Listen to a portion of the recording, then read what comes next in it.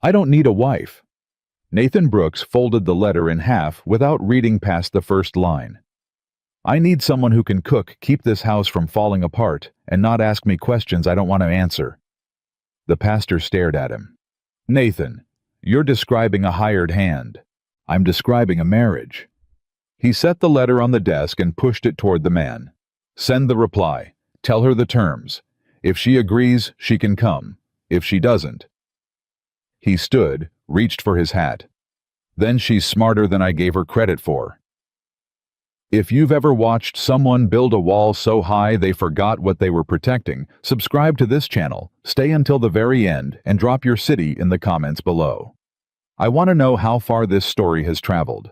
Nathan Brooks had not always been a man who measured his words the way a miser measures coins. There had been a time, distant now worn smooth like Riverstone, when he had laughed easily and spoken plainly, and believed that the land beneath his boots would reward any man willing to work it honest. That was before 3 consecutive drought years had stripped the topsoil off the north pasture and turned his best grazing fields into cracked earth that looked more like the surface of the moon than anything a cattleman should call his own. That was before the bank had come to renegotiate terms, and before 2 of his best hands had quit for better wages in Colorado, and before he'd sat alone at a supper table for so many consecutive evenings that the silence had stopped feeling uncomfortable and started feeling permanent. He was 36 years old. He owned 1,200 acres that were worth considerably less than what he owed on them. He had 11 head of cattle where he'd once had 43. He had a house that needed a new roof on the east wing and a barn that needed the south wall rebuilt before winter arrived, or he'd lose whatever hay he managed to bale in the coming weeks. What he did not have was anyone to help him hold it together. You need a wife, said Reverend Douglas. Not for the first time sitting across from Nathan in the small office attached to the church on a Thursday afternoon in late May. Not just for company. You need someone who can manage the household while you manage the land. A partner. I had a partner, Nathan said. Margaret has been gone 4 years. I'm aware of how long she's been gone. The Reverend did not flinch. He'd known Nathan Brooks since the man was 12 years old, had presided over his parents' funerals and his wedding, and the quiet, devastating service for the child that hadn't survived its first winter. He had earned the right not to flinch. There are reputable agencies, the Reverend said carefully. Women who are willing. Women who understand the arrangement is practical. It doesn't have to be, I know what it has to be. Nathan cut him off, not rudely, just with the particular tiredness of a man who has thought through every option and arrived at the only one remaining. I know exactly what it has to be. He rode home that evening and sat at the table with a sheet of paper in front of him for a long time before he wrote anything. When he finally wrote, he was direct. He described the ranch. He described its condition honestly without flattering language, because a woman who came here expecting something other than what existed would only be cheated, and he was not interested in deceiving anyone. He described what he could provide: shelter food, modest wages, set aside monthly safety. He described what he could not provide with equal precision warmth he didn't currently possess. Conversation he'd forgotten how to sustain, and any promise that this would ever become something more than what it was stated to be. This is a working arrangement, he wrote near the end. I will not waste your time pretending otherwise. He folded the letter, sealed it, sent it through the agency the Reverend had recommended, and told himself he felt nothing about it either way. Emma Harper received his letter on a Tuesday and read it twice at her kitchen table in the house she'd been renting by the week in Springfield, Missouri, which she could no longer afford to rent by any unit of time at all. She had been a widow for 14 months. Daniel Harper had been a decent man with a weak heart that gave out without warning on a February morning when Emma was 37 miles away visiting her cousin, and she had received the news by telegraph, the same way she'd received most of the significant information in her adult life, without warning, and without anyone close enough to hold her while she absorbed it. Daniel had left her very little because Daniel had possessed very little, and what he had possessed had gone quickly to the debts he'd been managing without her knowledge. The house they'd shared was not theirs to keep. The furniture sold for less than she'd hoped. Her options had narrowed to a thin corridor in a very short period of time. She was 28 years old, and practical in the way that women who have survived difficult marriages and difficult widowhoods and difficult financial circumstances tend to become practical without drama, without self-pity, with a clear-eyed assessment of what was real versus what was wished for. She read Nathan Brooks' letter a third time. He was honest. That was the first thing she noticed, and she held it like currency, because in her experience, honesty was rarer than most people admitted. He was not asking her to pretend. That was the second thing. He was offering exactly what he said he was offering, and nothing more, and there was a terrible dignity in that, in a man who could have written flowery promises and manufactured warmth to lure a desperate woman west, and had instead chosen to simply tell the truth. She did not spend a long time deciding. She had learned the hard way through a first marriage to a man who had been charming before he became indifferent that charm was not a reliable foundation. Maybe honest indifference was sturdier than she'd ever let herself hope. She wrote back. She accepted his terms. She packed one worn suitcase because that was the volume of belongings she had left to pack, and she bought a westbound ticket, and she sat on the train for 3 days watching the landscape change outside the window and thinking about almost everything except what she was doing. Nathan met her at the depot in Laramie on a Wednesday afternoon in the first week of June. He had not known exactly what he'd expected. Some version of desperation made visible, perhaps. Some sign on a woman's face that announced how far she'd been reduced to agree to an arrangement like this one. What he saw instead was a woman standing on the platform with a single piece of luggage and a composure so complete it almost read as indifference. She was not remarkable to look at. Average height, brown hair gathered back a dress that was clean and well kept, in the way that suggested deliberate care rather than comfortable prosperity. She looked at him directly when he approached, without looking away, without the nervous flicker he'd half anticipated. "Mr. Brooks," she said. "Miss Harper." He picked up her case before she could object. "The wagon's this way." She followed him without comment. He'd rehearsed something during the drive into town that morning, some brief, reasonable speech that would set expectations clearly and spare them both any awkwardness later. He delivered it on the wagon ride to the ranch, staring straight ahead at the road, speaking in the same tone he used when explaining calving procedures to new ranch hands. "The house has 4 rooms. You'll have your own. The kitchen needs work. The stove drafts on the left side, you'll need to compensate for it. The ranch hands eat at the bunkhouse, so it'll just be the 2 of us at the main table most evenings. I rise at 4:30. I don't expect you to match that." He paused. "If you find the arrangement isn't what you expected, we can—" "It's what I expected," Emma said. He glanced at her. Her eyes were on the road ahead. She showed no sign of distress, no sign of excitement, no sign of any feeling in particular. It was, he decided, probably the appropriate response. "Good," he said. They rode the remaining miles in silence, which should have been uncomfortable, and somehow wasn't. The wedding was the following morning. Reverend Douglas conducted it in under 12 minutes in the parlor of the parsonage, with only himself and his wife Clara as witnesses. Clara had pressed wildflowers into a small bundle and offered them to Emma beforehand, with the anxious generosity of a woman who worried that no one else would think to do it. Emma had accepted them with a genuine smile that Nathan caught from the corner of his eye and found unexpectedly difficult to look away from. The ceremony was brief and appropriate. They said the words that were required. Nathan did not linger over them. He noticed that Emma said hers clearly and without hesitation, which he respected, because there was something dishonest in mumbling words you were legally required to mean. When Reverend Douglas pronounced them married and permitted the kiss that tradition required, Nathan pressed his lips to Emma's cheek, a brief, impersonal contact that was meant to satisfy the form without implying any content it couldn't support. He felt her hold very still. She did not pull away, and she did not lean in. She simply accepted it with the same composure she'd shown the previous afternoon on the depot platform. Clara wept quietly and said it was beautiful. Nathan shook the Reverend's hand and thanked him. Emma thanked Clara for the flowers and held on to them longer than Nathan expected. They rode home as husband and wife in the same silence they'd established the day before. It passed without incident, which surprised Nathan more than he would have admitted.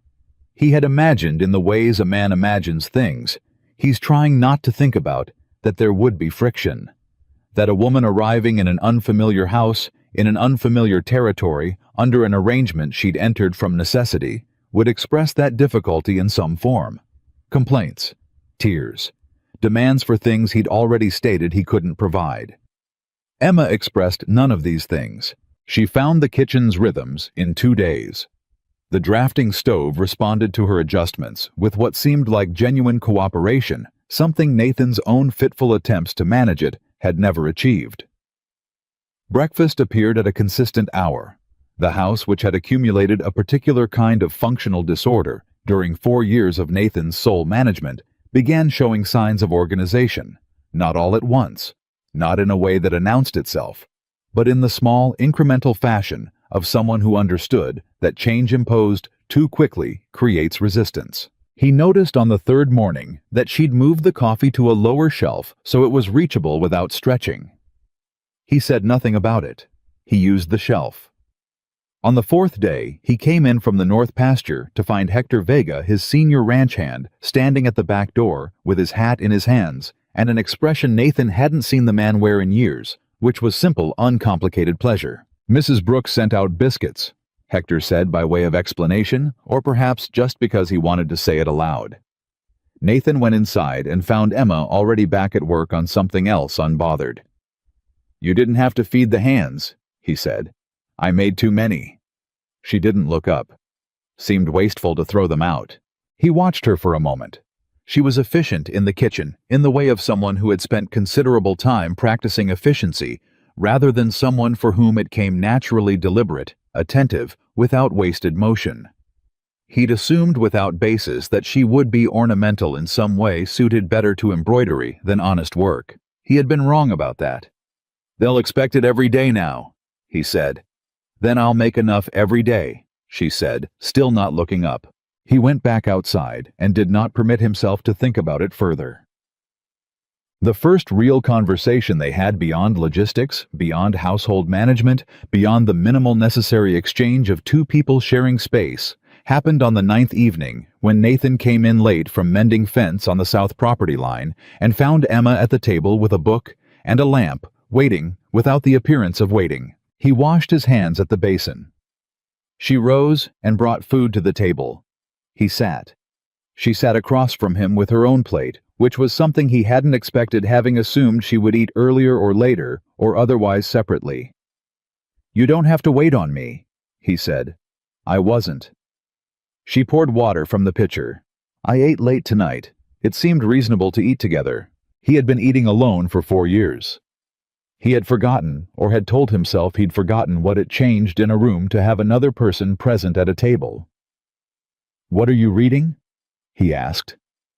She blinked as though the question surprised her. "Thoreau." He said nothing for a moment. "Seems like heavy reading for a Wednesday." "Heavy reading is what Wednesdays are for," she said. And then, before he could respond, a very faint smile appeared at the corner of her mouth, so faint he almost wasn't sure of it, and disappeared again. He ate his supper and did not smile back, and spent the rest of the meal engaged in a conversation that moved between the condition of the fence line and the price of seed corn, and the likelihood of a useful rain within the next 10 days, none of which Thoreau was likely to have had useful opinions on. When he rose to take his plate, she said, "Good night, Mr. Brooks." "Nathan," he said without planning to. A pause. "Good night, Nathan." He took his plate to the basin and went to bed, and told himself with some determination that the evening had been entirely unremarkable. The discovery happened on a Saturday in the 3rd week of June, and it happened the way most significant discoveries happen, by accident, at a moment when he'd been thinking about something else entirely. He'd come in from inspecting the barn earlier than expected, because Hector had taken over the remaining work, and he'd heard voices coming from the front of the house. Not the sound of someone alone. Multiple voices.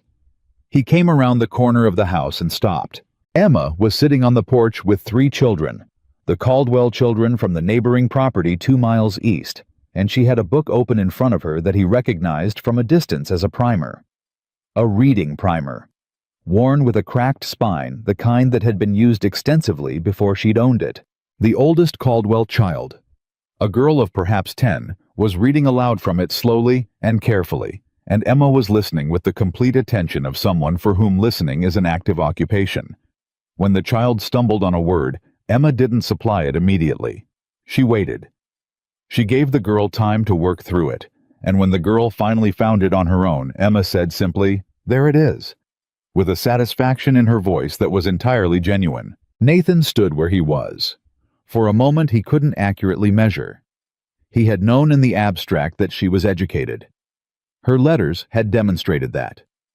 He had not thought about what an educated woman arriving in a territory where most women had received minimal schooling would naturally do with that education when surrounded by children who needed it. He had not thought about that because it had not been in any accounting he'd performed about this arrangement. The youngest Caldwell child looked up and spotted Nathan and said, "Mr. Brooks," with the unself-conscious enthusiasm of a 6-year-old who has not yet learned to be cautious about adult expressions. Emma looked up. Her composure did not shift. "We were finishing the lesson," she said. "They can wait if you need the porch." "I don't need the porch," Nathan said. He turned and went back into the house and sat at the kitchen table and did something he hadn't done in 4 years in the privacy of an empty kitchen with no witness except the sound of a child's voice working through a difficult word outside. He put his face in his hands, not from grief, not exactly. From something more complicated than grief that didn't yet have a name he was willing to assign to it. He said nothing to Emma about what he'd seen. That Saturday passed. The following Saturday, the Caldwell children came back, and 2 of the Morrison children from the other direction came with them, and Emma conducted her lesson on the porch with the same quiet authority she applied to everything else, and Nathan found reasons to be elsewhere. He watched from the barn doorway at one point. He made himself stop watching. Hector found him that afternoon mending tack that didn't need mending.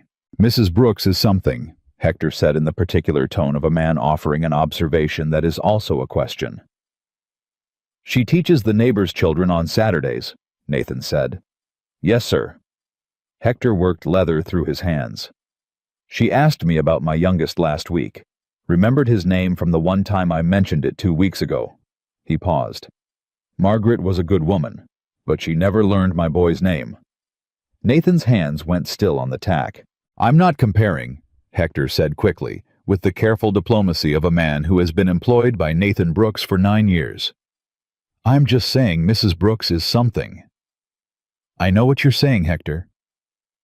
"Yes, sir."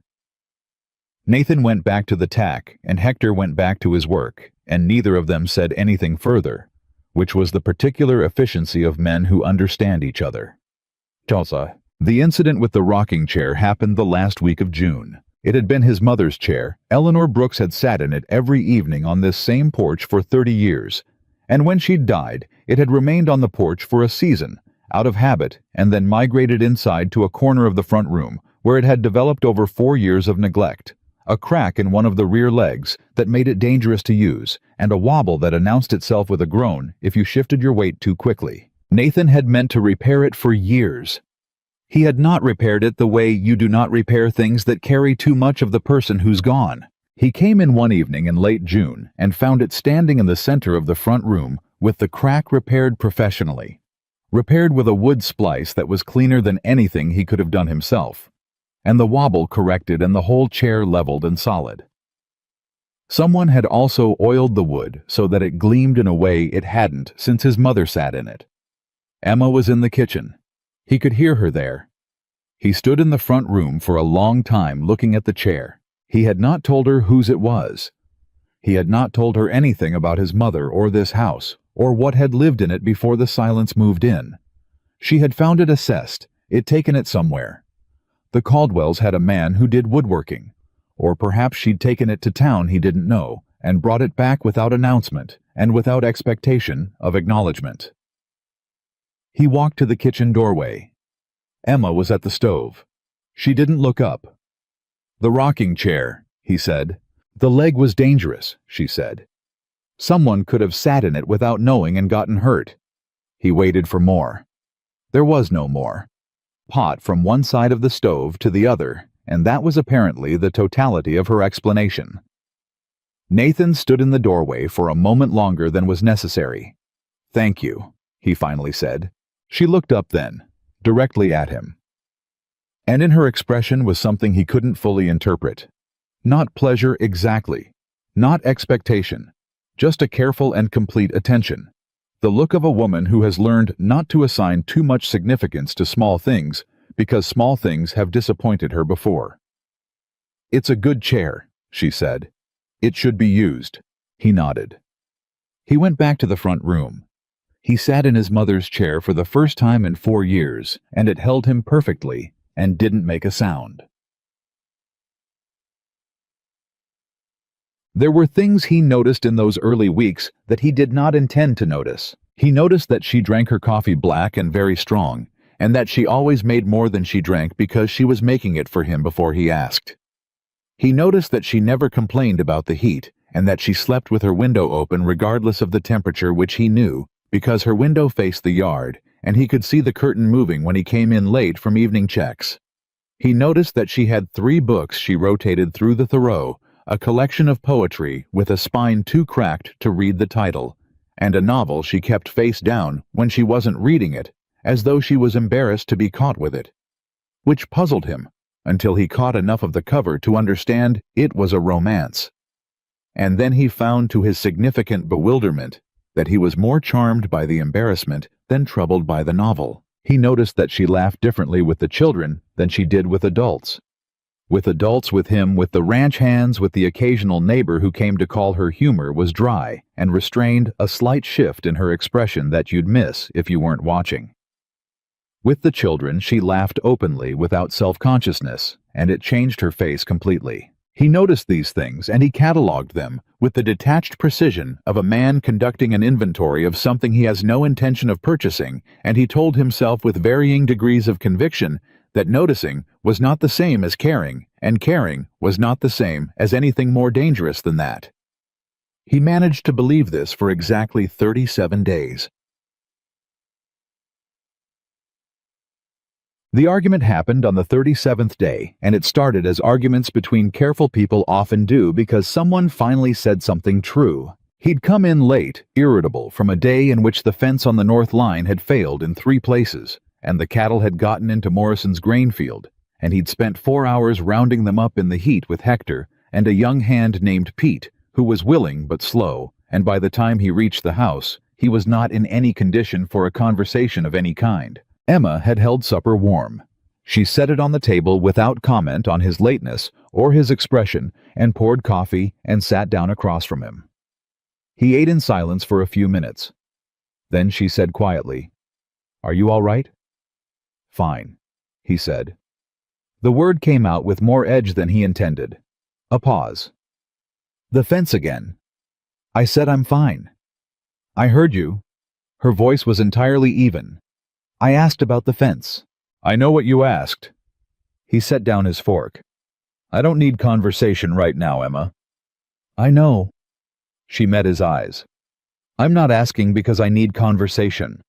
I'm asking because you've been out there since before noon, and it's nearly 9 o'clock, and you look like someone who's been holding something difficult alone for a very long time." The accuracy of this landed in an undefended place. "That's not your concern," he said. "No," she agreed. "It isn't. But I've been living in this house for more than a month, and I can see when something is wrong, and I've learned that asking makes you uncomfortable, and not asking doesn't help you, and I'm—" She stopped herself. She picked up her coffee cup. "I'm not sure what the right distance is," she said more quietly. "I'm trying to figure it out." Nathan looked at her. There was something in those words, the plainness of them, the honesty of them, the admission that she was trying, and was uncertain, that arrived differently than anything else she'd said. Because he had been watching her manage this house and manage this arrangement and manage his silences with such consistent competence that he had almost convinced himself she found it easy. That this was natural for her. that she moved through difficulty the way water moves through a channel without feeling it, and here she was telling him she was trying to figure it out. "You're not doing anything wrong," he said. It came out rougher than he meant. "I didn't say I was." "I know." He picked up his fork again. "I'm saying it's not you, the fence, the cattle in Morrison's field, the bank." He stopped. He hadn't intended to say the bank. A silence.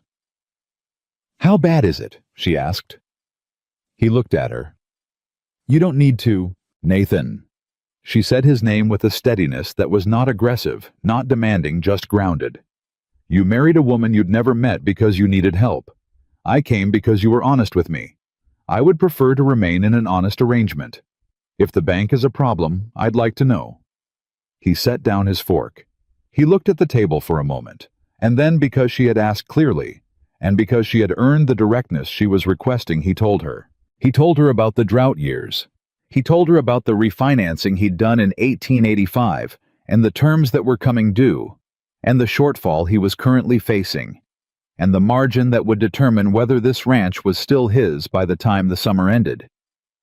He told her more than he'd told Hector, more than he'd told the Reverend, more than he'd told anyone, because the listening she was doing was the kind that made you want to fill it. She didn't interrupt. She didn't offer solutions he'd already considered. When he finished, she was quiet for a moment. "The vegetable garden?" she said. "What about it? I've been keeping more than we need. I'd like to sell the surplus at the market in town on Saturdays. The baking, too. I've been making more than we use. There's a standing demand for bread at the general store. Mrs. Caldwell mentioned it." She met his eyes. "It won't solve the bank, but it might help at the margin." Nathan stared at her. "You don't have to." "I know I don't have to," she said with a patience that was not impatience. He was quiet for a long time. "All right," he said. She nodded as though this were settled and went back to her supper. And Nathan Brooks, for the second time in 37 days, found himself in the presence of something he didn't know how to name and was not quite ready to try. The first Saturday she went to town with the surplus from the garden and 4 loaves of bread. She came home with a number that was modest and meaningful and exactly what she'd said it would be, something at the margin. She set the coins on the table between them without ceremony. He looked at them and then at her. "Next week I can bring preserves," she said. "If you have any mason jars in the cellar." "Left side bottom shelf," he said. 30 or 40 of them." "Good." She put the coins in the tin box on the shelf where they kept household funds. How did the south fence hold "held fine"? And Pete, does he know what he's doing, or is he figuring it out? Somewhere between the two. He found he was almost smiling. Like most people. She looked at him then, directly the way she sometimes did, with that careful, complete attention. And Nathan Brooks understood, standing in his own kitchen on a Saturday evening in late June, that the 37th day had already passed, and the 38th was underway, and the careful distance he'd been maintaining between noticing and caring had already become, at some point, without his noticing, something that was neither. He didn't say this. He wasn't anywhere near ready to say this. But he sat down at the table and poured himself more coffee and asked Emma to tell him what Mrs. Caldwell had said about the bread demand at the general store, and she sat down across from him and told him.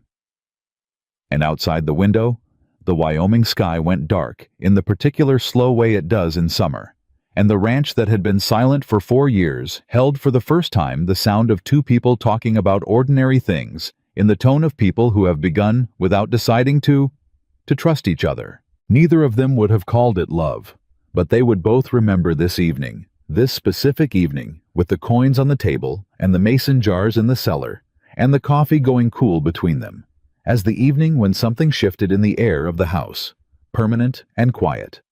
The way the first real rain of summer shifts everything without announcing what it's changed. The mason jars were on the left side bottom shelf, exactly where Nathan said they would be. Emma found 34 of them cleaned and stacked with the particular care of a woman who had kept house before her. Someone who understood that order in a cellar meant something, that preparation was its own form of love. She ran her thumb along the rim of one jar and thought about Eleanor Brooks, who she'd never met, and whose rocking chair she now heard creaking some evenings when Nathan thought no one was listening. She didn't mention the jars to him. She simply started filling them. That was the July 4th, and by the time the holiday passed, she had 14 jars of strawberry preserves lined up on the kitchen shelf, 6 of apple butter from the dried stock in the cellar, and a standing order from Greta Hollis at the Laramie General Store for 24 loaves of bread across the next month, payable on delivery. Nathan saw the jars on a Tuesday morning when he came in for coffee. He stopped. He looked at them for a long moment.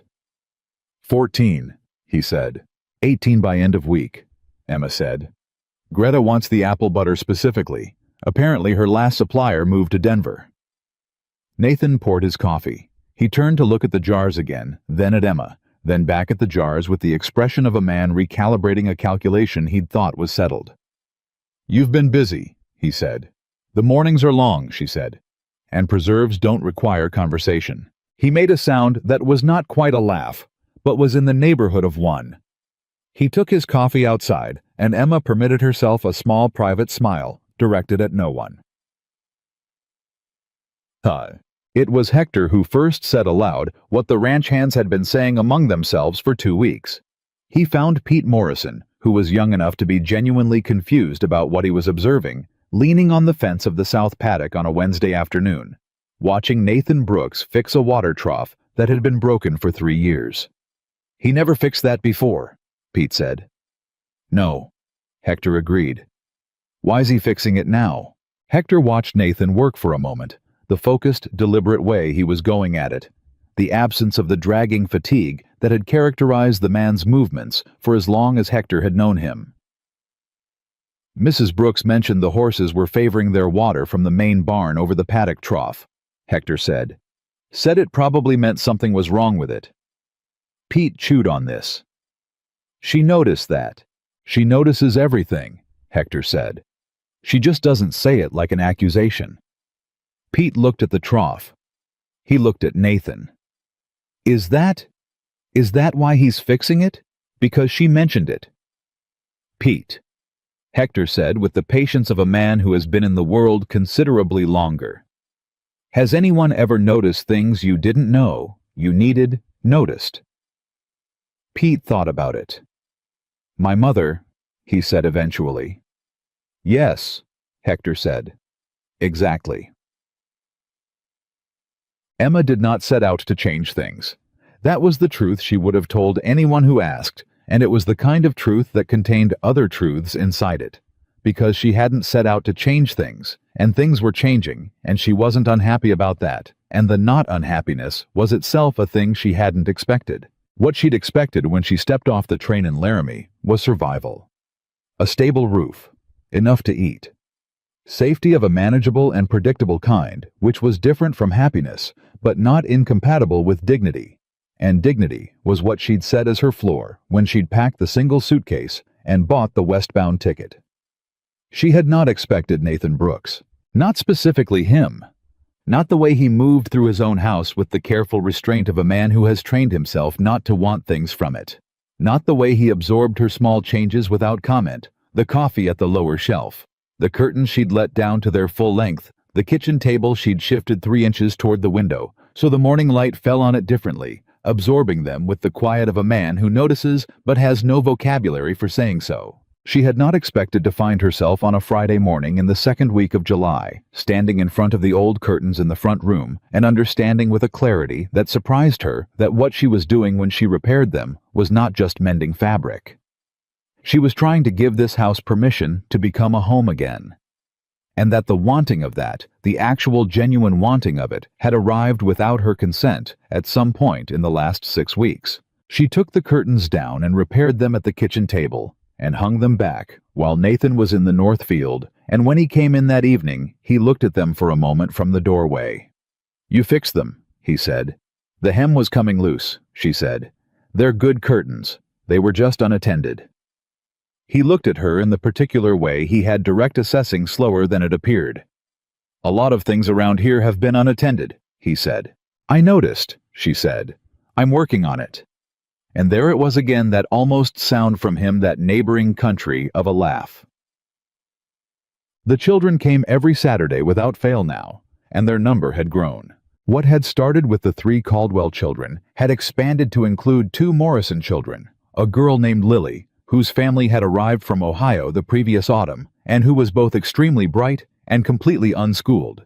And this was the one that surprised Emma, a 14-year-old boy named Cal, whose parents worked the Dawson spread, and who came not because his parents insisted, but because he'd heard about it, and walked 2 miles to ask Emma with excruciating teenage dignity whether there was an age limit. "No age limit," Emma had said. "I'm behind," he said. "I can read, but I can't. I can read, but not well. And arithmetic. Sit down, Cal." He'd sat down and hadn't missed a Saturday since. Nathan had watched this evolution from the deliberate distance he'd been maintaining. He was good at distance. He'd been practicing it for 4 years.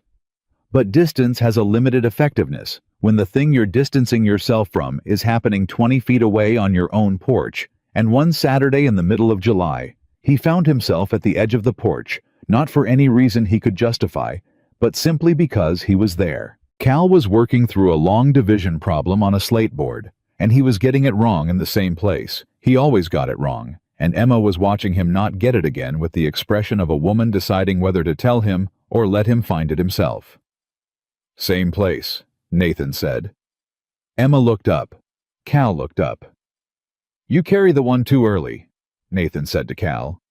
"Do the subtraction first and then decide if you're carrying." Cal stared at him. Emma's expression had shifted to something careful and intent. Cal looked back at his slate. He erased. He did it again this time, subtraction first. He got it. He looked up at Nathan with the wide, startled expression of a boy who has just had a door opened he didn't know existed. "That's," Cal said, "that's what I was doing wrong." "Every time," Nathan said. A pause. Emma was very still. "Can you—" Cal hesitated with the careful pride of a 14-year-old. "Do you know a lot of arithmetic?" Nathan looked at the slate board, then at Cal, then briefly at Emma, whose expression he couldn't read and didn't try to. "Enough," Nathan said. "Move over." He sat down on the porch step beside Cal, took the chalk from his hand, and spent the next 40 minutes teaching long division to a 14-year-old boy, while 5 younger children watched with the fascinated attention that children pay to unexpected things. Emma said nothing the entire time. When Nathan finally rose, dusted chalk from his hands, and walked back toward the barn, without looking at her, she permitted herself to watch him go. She permitted herself to think there he is. Not the man he'd decided to be, not the version of himself he'd constructed out of grief and drought and solitary years. The one underneath. She didn't say this to anyone. She turned back to the children and continued the lesson. But she held the thought with both hands the whole rest of that afternoon. July moved into August the way it does in Wyoming. Fast at the surface, slow underneath the heat, sitting on everything like a judgment. The hay cutting went well enough. The cattle were holding weight. The bank was still a presence at the edge of Nathan's thinking. The way a chronic ache is a presence not acute enough to stop everything, persistent enough to prevent forgetting. He told Emma this on a Tuesday evening, because telling her had become, without his explicit decision, a thing that he did. "The Hendersons defaulted last spring," he said. "Best farm in the valley. Went to auction in April." "I heard," Emma said. She was mending something. Cal had torn a shirt and left it with her, which Nathan had noticed without commenting on. "Are you at that kind of risk?" "Not yet." He turned his coffee cup in his hands. "If we get a good hay yield and the cattle price holds through fall, we're not at that risk. If one of those fails—" He stopped. "Then we work harder on what we can control," Emma said. It wasn't comfort exactly. It was something more useful than comfort. It was a clear-eyed acknowledgement of where they stood that didn't pretend the difficulty wasn't real and didn't collapse under the weight of it either. "The bread sales," he said. $42.60 since I started," she said. He looked at her. "I keep records," she said without apology. "I know." He'd found the ledger. Small, neat handwriting, every sale noted, every expense against it, tracked to the cent. It had been sitting on the kitchen shelf between her Thoreau and the cracked spine poetry collection, and he'd picked it up. It was a journal, and found a financial record so precise it would have satisfied any bank examiner. "You could have been an accountant." "I was a teacher," she said. "Before Daniel. I taught in Springfield for 3 years." He went still. "You never said that." "You never asked?" He thought about this. He thought about a woman who had been a teacher arriving in a territory where ranch children were growing up without schooling and quietly starting classes on her porch, without announcement, without credit, without even telling her husband what she'd been before she became his wife. "Why did you stop?" he asked. "When you married?" "Daniel didn't think it was appropriate," she said. The simplicity of it, the absence of drama in the way she said it. "That seems like a waste," Nathan said. Emma looked at him. Something shifted in her face, not dramatically, not with tears, but in the small way of a person who has been given back something they didn't realize they'd been missing. "Yes," she said. It was. The first time Nathan brought her something was 3 weeks into August, and it was not a grand gesture because Nathan Brooks was not constituted for grand gestures, and Emma, who had survived a first husband, constituted almost entirely for grand gestures that preceded long silences, was not sure she could have borne one. He came in from a Thursday supply run to Laramie with the usual feed flour, a new hinge for the cellar door, and set one additional item on the kitchen table. A small wrapped package. The paper was the brown wrapping kind from the general store, folded with the unsentimental precision of someone who had wrapped a practical purchase. Emma looked at it. She looked at him. "Greta Hollis said you'd been admiring it." He said to the window frame, not to her. She unwrapped it. It was a book. A collection of American poetry. A different one. Not the cracked spine one she read from, but a newer edition. The spine intact, the pages clean. She'd mentioned to Greta in passing on her last delivery run that her copy of the Whitman was falling apart. She hadn't thought Greta was paying attention. She hadn't thought Nathan would be told. She held the book with both hands. "You didn't have to do that," she said. "I know," he said. A silence.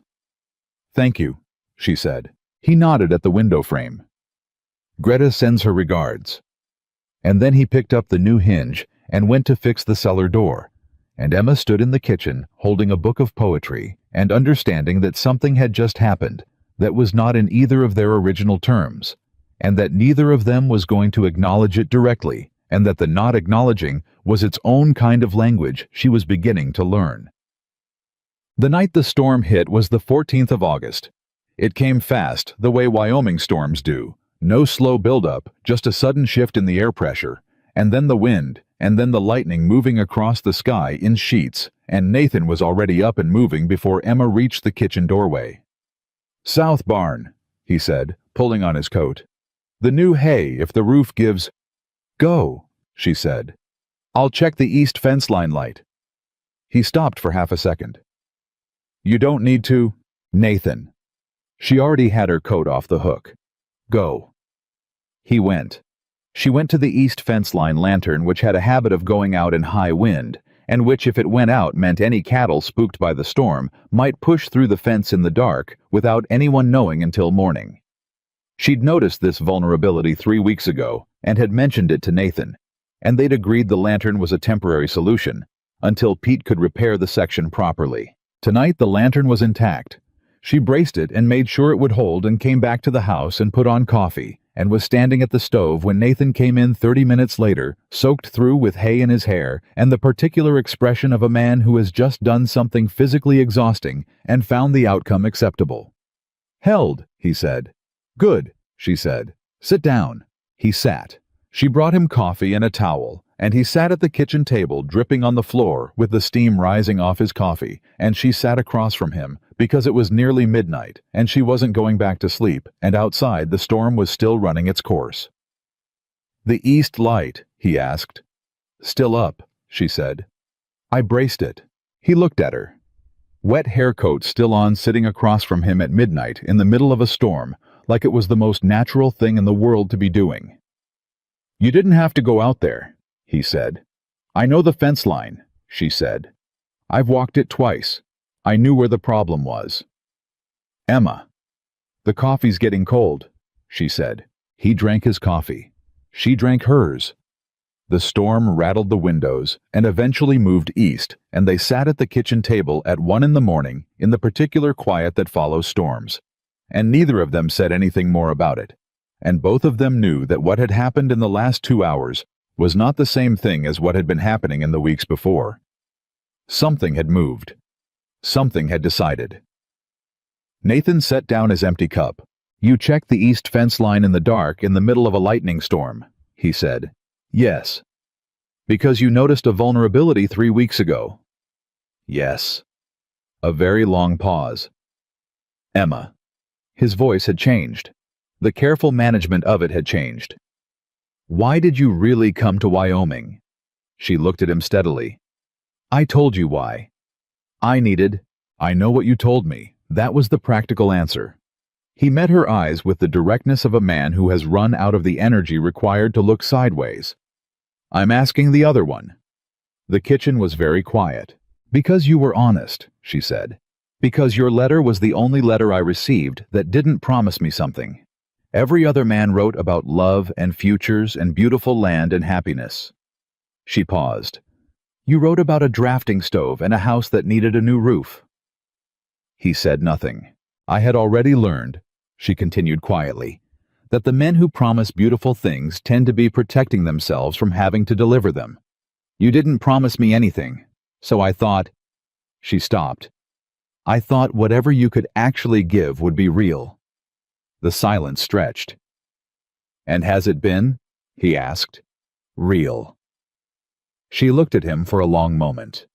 "Yes," she said. "More than I expected."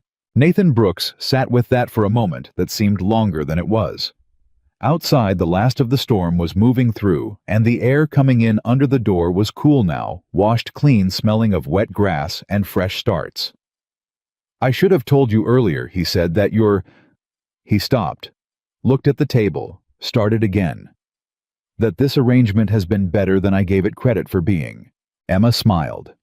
Not the small, restrained smile she kept in reserve for public use. The real one, the one he'd seen directed at the children on the porch. The one that changed her face.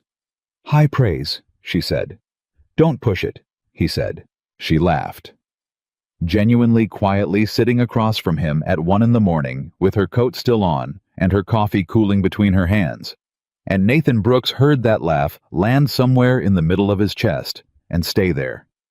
And he looked at the table and did not permit himself to examine what that meant. But he filed it in the same place he'd been filing all the other things. The mason jars, the rocking chair, the chalk on his hands that Saturday afternoon, the east fence line in a lightning storm. The file was getting full. He was going to have to open it eventually. He just wasn't ready yet. What happened the following week arrived without warning, the way the decisive things tend to arrive. It started with a conversation Nathan was never meant to hear. He'd ridden into Laramie on a Thursday to settle an account at the feed store and was cutting through the alley beside the dry goods store on his way back to the wagon when he caught his own name from the other side of the wall. 2 women's voices, unhurried, not attempting to be quiet, because they had no reason to believe anyone who mattered was within earshot. "Brooks woman," the first voice said. "Emma, they're calling her now. Mail order." The second voice carried the particular texture of a word deployed as a verdict. "You know the kind. They go where the money is." Nathan's money's not exactly impressive. It's land. Land is enough when you've got nothing. Still, poor man thinks she's there because she wants to be. She's there because she had no options left. A pause. The first voice again, with something almost like sympathy, that was actually just a softer version of the same cruelty. Margaret was a real wife. This one's just practical. Nathan stood in the alley. He had heard worse. He had heard worse about himself, about the ranch, about Margaret's death, and what it had done to him, about the choices he'd made in the years since. He had a tolerance for what the town's gossip could produce, But he stood in the alley for a long moment with both hands and fists at his sides and understood that what he was feeling was not the detached irritation of a man defending his reputation. It was something more immediate than that, more specific. He was angry on her behalf, rode home, and said nothing. Emma was in the kitchen when he arrived mid-afternoon earlier than she expected him. She looked up. "Everything all right at the feed store?" "Fine," he said. She looked at him for a fraction longer than usual. She had learned to read the particular frequencies of his silences. "Nathan." "It's fine," he said. "I'm going to check the south fence." He went to the south fence even though the south fence was fine, and he knew it was fine, and he stayed there for an hour, doing nothing useful, which was not something Nathan Brooks did, and when he came back, he was calmer but not settled. He stood in the kitchen doorway that evening and watched Emma move through the space she'd made functional and warm, and entirely her own in 2 months, and he thought about 2 women in an alley making her small, making her into a category mail-order practical, no options left, and he thought about the east fence line in the lightning storm, and the mason jars, and the chalk on his hands, and the ledger with $42.60 recorded to the penny. And he thought about the book of Whitman on the kitchen shelf, and the children on the porch every Saturday, and the rocking chair held solid in the front room. He thought about all of it. "Emma," he said. She turned. "I want you to know—" He stopped. He tried again. "What you've done here. For this ranch, for the hands, for those children." He looked at her directly. "It's not small." Emma went very still. "Nathan, I'm not finished." He hadn't known he was going to say this, and now that he'd started, he was committed to the end of it. "When I wrote that letter, I thought I was solving a problem. I thought this was an arrangement, a transaction." He paused. "I was wrong about what it was going to be." The kitchen was very quiet. "What is it?" she asked. He met her eyes. "I don't know yet," he said honestly. "But it's not a transaction." Emma looked at him for a long moment. "No," she said. "It's not." They stood in the kitchen with several feet of floor between them, and something significantly less than that between everything else, and the evening moved on. The way Wyoming evenings do, slowly, at first, then all at once. And Nathan Brooks understood with a clarity that was almost violent in its precision that the file he'd been filling was not going to stay closed much longer. He didn't say this. He wasn't ready to say this, but he thought soon. And across the kitchen, Emma Harper Brooks, who had survived 1 marriage and 1 widowhood, and 3 days on a westbound train, and 2 months of careful distance, thought the same word at approximately the same moment. Soon. The word soon had no fixed address. That was what Emma discovered in the days that followed. That the thing she'd felt standing in the kitchen with Nathan, that mutual understanding of soon, had no practical location in either of their lives. It existed in the space between them, warm and unresolved, and both of them moved around it with the careful precision of people who have learned from experience that the things you reach for too quickly tend to break. So they didn't reach. They worked. Nathan rode with her to Laramie on her Saturday delivery runs twice in August, and Emma did not ask him to, and he did not explain himself. He simply appeared at the wagon when she was loading it and took the heavier crates without comment. The first time it happened, she looked at him and he looked at the crate, and they both understood that nothing needed to be said about it. Greta Hollis at the general store noticed, and the particular way she noticed the careful avoidance of any expression at all, told Emma that Greta had noticed something worth noticing. Cal had started coming by on Wednesday afternoons, as well as Saturdays, ostensibly for help with the arithmetic that Nathan had inadvertently introduced him to, and Nathan had taken to being present for these sessions in the same way he took to being present for things he wasn't willing to admit he valued. He'd appear in the doorway. He'd sit on the porch step. He'd correct Cal's long division with the same blunt efficiency he applied to everything else, and then stand up and leave, as though he'd just wandered through. Cal mentioned to Pete Morrison that Mr. Brooks was a real good teacher when he wasn't trying to be. Pete mentioned this to Hector, who said nothing but smiled in a way that carried considerable content. The ranch was producing at a level it hadn't reached in 3 years. The hay yield had come in strong, not exceptional, but enough, and Emma's market sales had accumulated to a sum that added to the cattle revenue pushed Nathan's margin past the threshold he'd been watching with the anxious attention of a man who knows exactly where the floor is and exactly how far he is from it. He told her the numbers on a Friday evening in late August, sitting at the kitchen table with the ledger open between them. His ledger, the ranch accounts which he'd never shared with anyone. And Emma sat across from him and followed the numbers with the same focused attention she gave to everything. And when he showed her the September projection, she looked up with an expression so carefully controlled that he understood it was controlled because the alternative was something she wasn't ready to show him. "You're going to make it through fall," she said. "We're going to make it through fall," he said. Emma looked at the ledger for a moment. "Yes," she said. "We." It was Pete who found the letter. That was the thing no one could have predicted, that the instrument of disruption would be a 19-year-old ranch hand with no more malice in him than a well-meaning retriever who doesn't understand the value of what he's carrying. It was a Wednesday, and Pete had gone to the main house to return a tool he'd borrowed, and Emma wasn't home. She'd walked to the Caldwell place with some preserves, and the door was open the way it always was. In good weather, and Pete had stepped inside just far enough to set the tool down on the hall table, and knocked over the small stack of mail that had arrived Tuesday from Laramie. He'd gathered it back up without looking at it the way you do, and one envelope had landed face up, and Pete's eyes had caught it before his manners could stop them. He didn't know the name on the return address, Harrington, a law firm in Missouri, but he knew the legal seal impressed into the wax because his father had received a letter with a similar seal when a land dispute went to litigation, and the memory of his father's face when that letter arrived had never fully left him. Pete set the mail back on the table and took his tool and went to find Hector. "There was a lawyer's letter," he said. "For Mrs. Brooks, from Missouri." Hector looked at him. "I wasn't snooping," Pete said quickly. "I knocked it over, and the seal it looked like." "All right, Pete.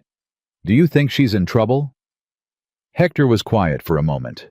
"I think that's none of our business." "But if she's—" "Pete." Hector's voice was not unkind, but it was final. "Leave it." Pete left it. But Hector stood for a long moment after Pete walked away, looking at the main house, thinking about a woman who'd arrived with one suitcase and had, in the space of 3 months, made herself as necessary to this place as water. Emma received the letter that afternoon. She recognized the seal before she opened it. Harrington and Graves had handled Daniel's estate, and the last communication she'd received from them had been the letter informing her that the debts exceeded the assets and she should expect nothing. She'd filed that letter underclosed in her mind and had not revisited the file.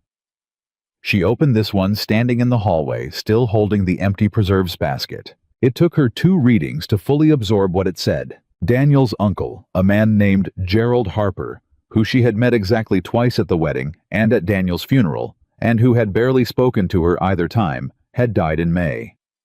Gerald Harper had been, as it turned out, considerably wealthier than anyone in Daniel's immediate family had known.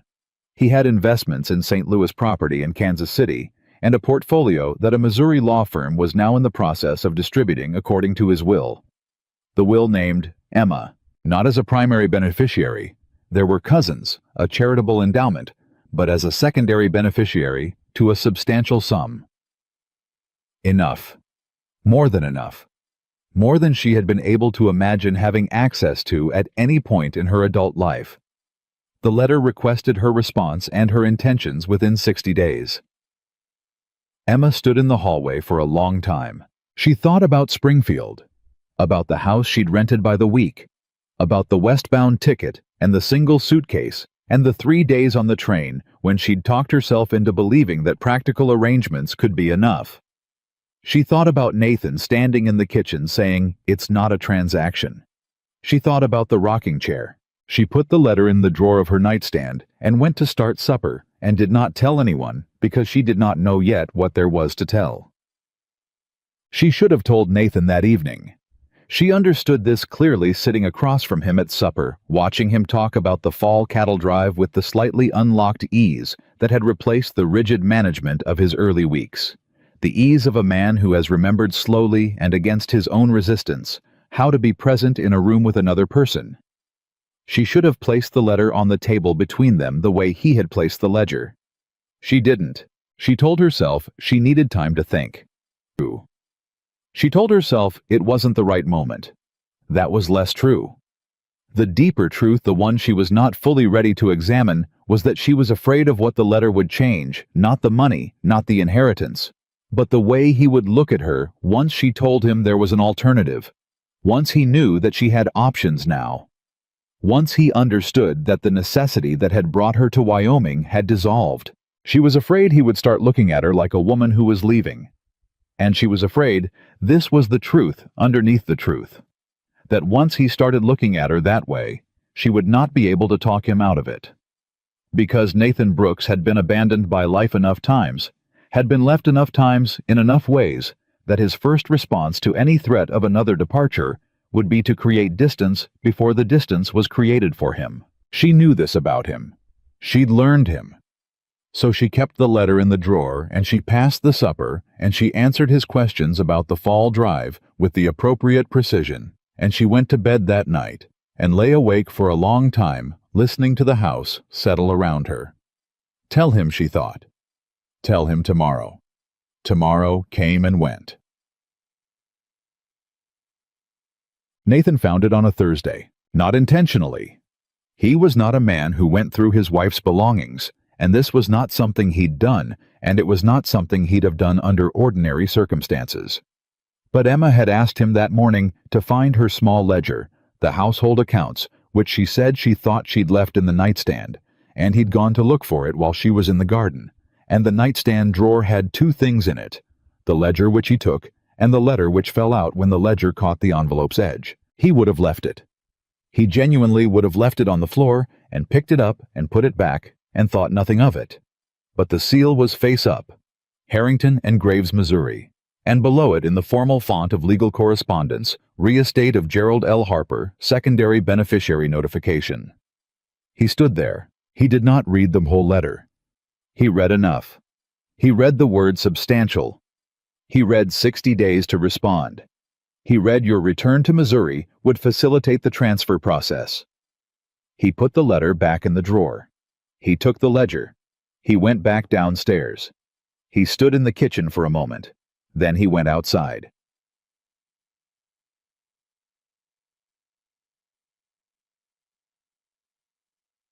Emma found him at the south fence that afternoon, which was where he went when he needed the particular combination of physical activity and open space that allowed him to contain something too large for walls. She could tell from 20 yards that something had shifted. It was the set of his shoulders, she'd learned. His shoulders the way you learn the particular patterns of weather in a new territory, the small signs that mean something larger is coming. Nathan, she said, fence needs reinforcing before winter, he said without turning. Nathan. Pete's been meaning to get to this section. I'll do it myself. Stop, she said. He stopped. He didn't turn. You found the letter, she said. A long pause. It fell out, he said. His voice was entirely flat. I wasn't looking for it. I know you weren't. She stayed where she was. I was going to tell you. Were you? Yes. When? The question landed harder than raised voices would have. I needed time to decide what I thought about it first, she said. I wasn't trying to hide it from you. You've had it for... He stopped. He turned then, and his face was the careful, controlled version she hadn't seen since the early weeks, the one with everything locked back down. How long have you had it? She told him the truth. 8 days. 8 days. Nathan, you have an inheritance waiting for you in Missouri, he said. Enough to live on, to live well on, and you didn't tell me. He looked at her with the eyes of a man already processing a loss he hasn't let himself name. Why? Because I was afraid of exactly this, she said. Of the way you're looking at me right now. How am I looking at you? Like I'm already gone. The fence line was very quiet. Nathan turned back to the fence. "Aren't you?" he said, and his voice had the particular flatness of a man who is being careful not to let it break. "No," Emma said. You have money waiting for you. Real money. You wouldn't need—" He stopped himself. "You wouldn't need a struggling ranch in Wyoming. You wouldn't need a marriage you entered because you had no other options." "That's not. I wrote you a letter that described a drafting stove and a leaking roof," he said, and his voice was still flat and still controlled, and it was the control that hurt to listen to, because she could hear what was underneath it. "You came because you needed somewhere to go. I understood that. I never—" He stopped. "I never expected it to be permanent. I didn't expect to—" He stopped there. In the gap where he stopped was everything he hadn't said in 3 months. Everything that had been accumulating in the file that was too full to stay closed. "You didn't expect to what?" Emma said very quietly. Nathan's jaw was tight. He looked at the fence. He looked at the field. He looked at the enormous Wyoming sky that didn't offer anyone any shelter from anything. "I didn't expect to need you to stay," he said. The words came out rough and low, and clearly cost him something he didn't have a surplus of. Emma stood very still. "Nathan, you should take the inheritance," he said. "That's the honest thing to say. You came here with nothing. You don't have to leave with nothing." "I don't want to leave at all," she said. "You'd be choosing this." He gestured a short, almost angry movement that encompassed the fence, the field, the struggling ranch himself. "Over financial security. No reasonable person." "I am a reasonable person," she said. "And I'm telling you I don't want to leave." "Why?" He turned to face her fully. "Give me a reason I can believe." She looked at him, at the carefully held posture, and the controlled face, and the eyes that were not she noticed quite as controlled as the rest, and she thought about all the things she could say that were true, and all the things she could say that were safe, and she chose the truth because it was the only thing left that might actually reach him. "Because you fixed a water trough that had been broken for 3 years, she said. "Because you sat down on that porch step and taught a 14-year-old boy long division like it was the most natural thing in the world. Because you brought me a book of poetry and told Greta Hollis it was practical, and you both knew it wasn't." She paused. "Because you said it's not a transaction, and you meant it, and so did I." The fence line was silent. "That's not—" He stopped. "That's not a financial argument." "No," she said. "It's not." Nathan looked at her for a long time. The controlled face was doing less work than it had been doing a moment ago. "Emma," he said. And then he didn't say anything else because whatever came after her name was too large to fit through the opening he had available. "I'm not going anywhere," she said. "Not unless you tell me to. And I'm asking you directly to not tell me to." A very long silence. A muscle moved in his jaw. "I need to think," he said. She nodded. "All right." She walked back to the house.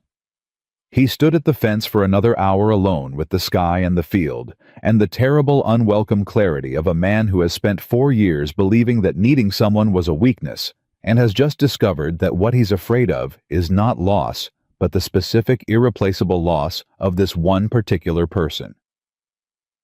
He didn't come in for supper that evening. Emma set a plate in the warming oven and sat at the kitchen table with her Thoreau and read the same page 4 times without retaining a word of it, and finally gave up and simply sat. At 9 o'clock, she heard the door. Nathan came to the kitchen doorway. He had the look of a man who has made a decision the hard way, not easily, not cleanly, but by going all the way through the difficulty until he came out the other side. "The inheritance," he said. She looked up. "What you do with it is your decision. I'm not going to have an opinion about it." He held her eyes.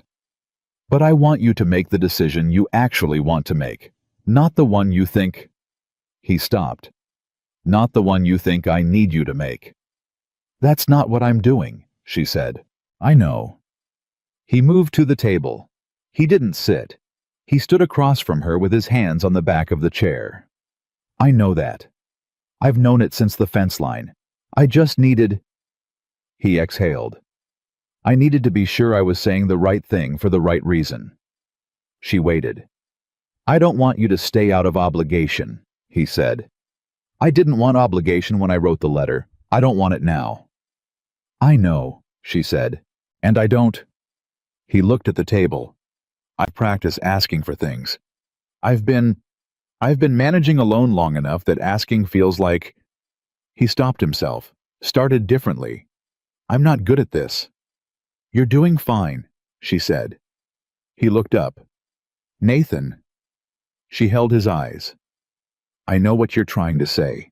I think you know what I would answer. I want to hear you say it. I want to stay, she said. Not because I have to. Not because I'm afraid of Missouri. Because I want to be here. Because this... She chose her words carefully, the way he chose his, because this mattered enough to be precise. Because this feels more like home than anywhere I've been since I was a child. Because you feel like... She stopped. Like what? He said, very quietly. Like someone I don't want to stop knowing, she said. Nathan stood with his hands on the back of the chair, and the kitchen lamp throwing its particular light over everything, and something in his face came undone in a very small, very private way, just at the edges, just enough for her to see. He pulled out the chair and sat down.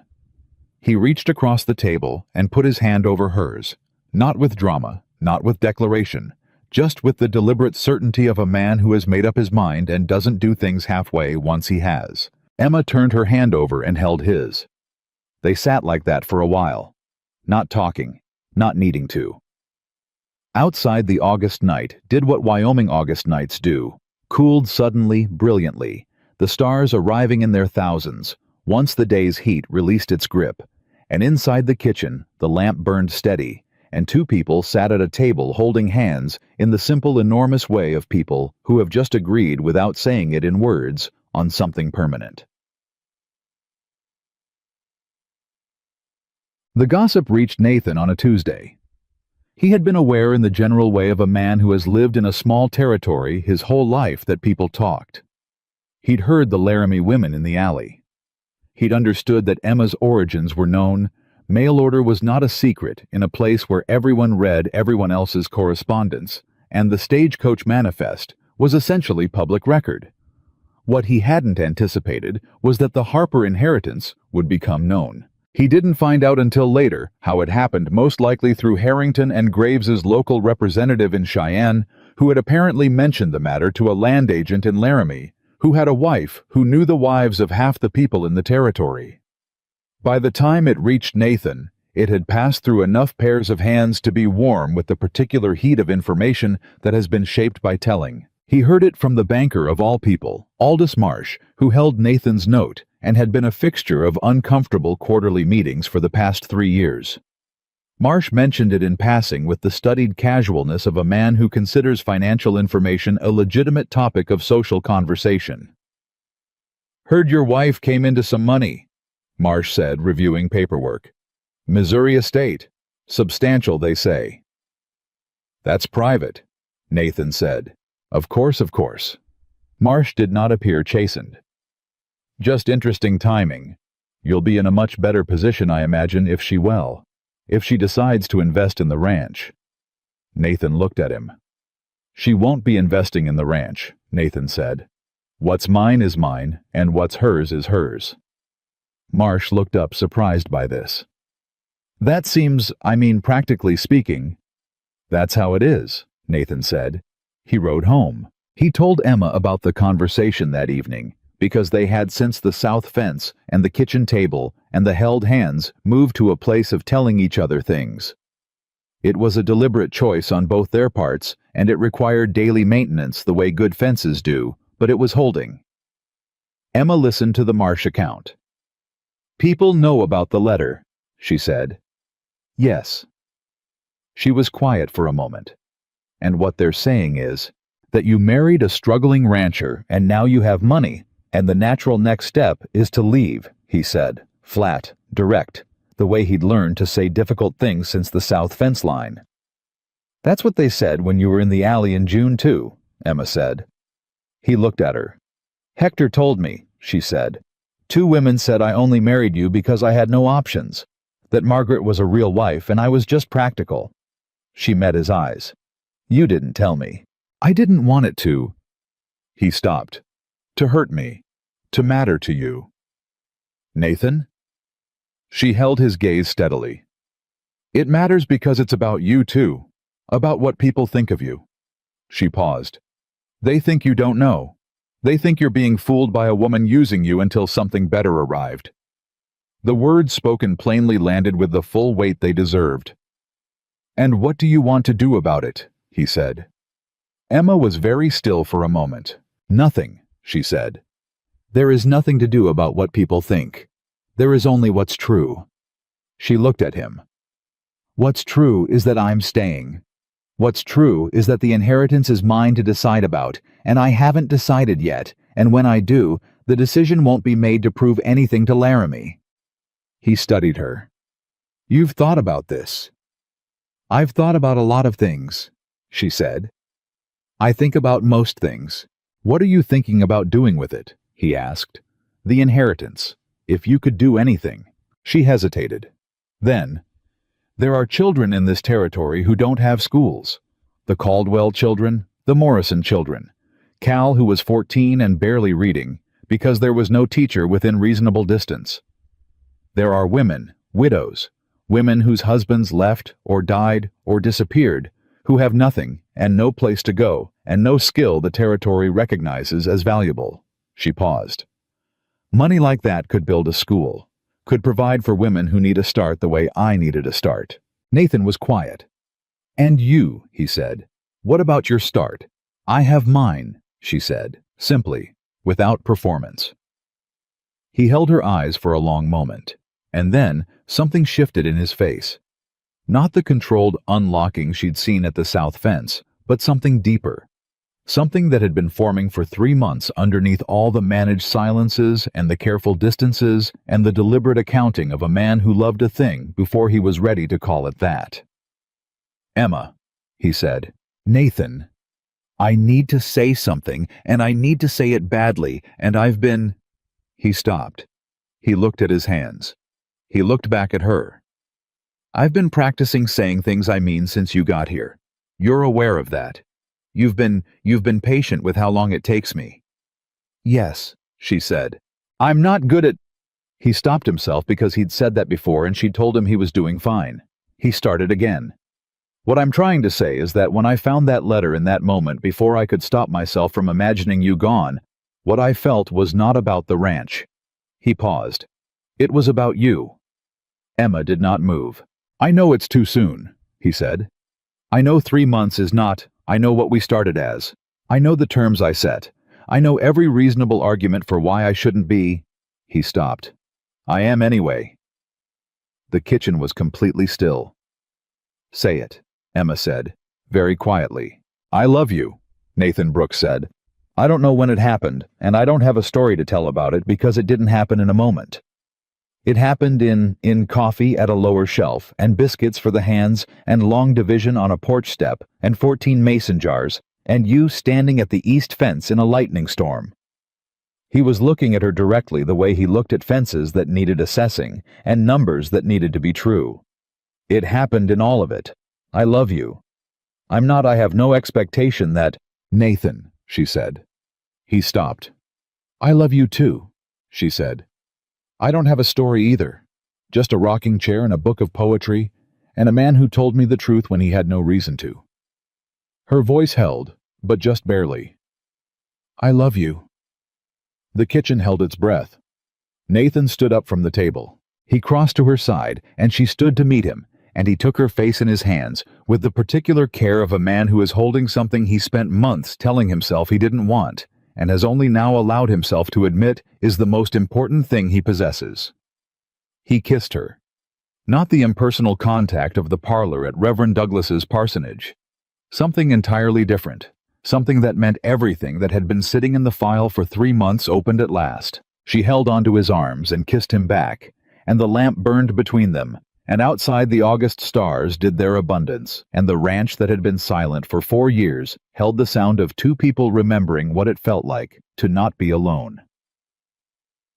So, neither of them knew in those warm August evenings with their held hands and their shared ledgers and their slowly lowering guards that the hardest part was still coming, that the gossip had not finished with them, that the letter from Missouri was about to become more complicated. Two people who have just found each other are exactly as vulnerable as two people who haven't, because now there is something real to lose. They didn't know any of that yet. What they knew was the coffee in the morning, the voices in the kitchen, the children on Saturday, the ranch they were building together one careful day at a time. They held on to that. Right up until the morning it wasn't enough. The morning it stopped being enough arrived on a Wednesday in the second week of September, and it arrived the way the worst things always do, quietly in an envelope, before Nathan had finished his first cup of coffee. Emma was already at the table when he came downstairs. She had the letter in her hand. Not the Harrington and Graves letter, that one she'd dealt with in her own way, in her own time, and he didn't know yet what she'd decided. This was a different letter. Smaller envelope, cheaper paper, the handwriting urgent in the way of someone who had written quickly and without care for impression. She looked up when he walked in, and her face told him everything before the words did. "It's from a woman named Clara Voss," Emma said. "She was Daniel's cousin, third cousin actually. I met her once at Christmas years ago." She set the letter on the table between them. "She's the primary beneficiary of the Harper estate. She's contesting my inclusion." Nathan sat down. He reached for the letter. "On what grounds?" he said. "She's claiming that Daniel and I were separated at the time of his death, that the marriage was functionally dissolved, and I have no legitimate claim as a surviving spouse." Emma's voice was steady, but Nathan had learned her steadiness by now. He knew the difference between the steadiness of calm and the steadiness of someone holding a great deal of controlled weight. This was the second kind. "She has a lawyer in Kansas City. They're prepared to take it to court if necessary." Nathan read the letter. It was brief and precise and designed to frighten the kind of letter that people with money send to people they believe have less resolve than funds. Every sentence in it was technically a question while functionally being a threat. "Were you separated?" he asked. "No." Emma met his eyes directly. "We had difficulties. Every marriage has difficulties. But we were not separated. We were in the same house until the week he died." "Then she has no case." "She might not need a case." Emma folded her hands on the table. "She needs delay. If she contests and the estate goes into litigation, the process could take months, years. Harrington and Graves' letter already asked for a response within 60 days. If there's a contest, those 60 days become—" She stopped. "It becomes complicated." Nathan set the letter down.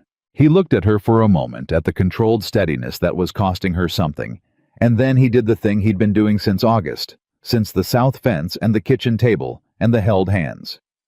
He reached across and put his hand over hers. "All right," he said. "Nathan, we'll get Douglas to write a statement. He has contacts in Cheyenne who practice estate law.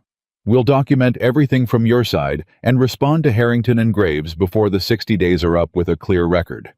He paused. "This is manageable." Emma looked at him. "You don't have to—" she started. "Emma." His voice was quiet and entirely certain. "Stop telling me what I don't have to do." She was silent for a moment. Then she turned her hand over and held his, and he felt the held weight in her release just slightly, just enough to know she'd been carrying more of it than she'd let on. "She's going to make it ugly," Emma said. "Clara Voss. She's going to say things about why I married Daniel, and why I left Missouri, and why I—" She stopped. "She's going to say things about this. About us."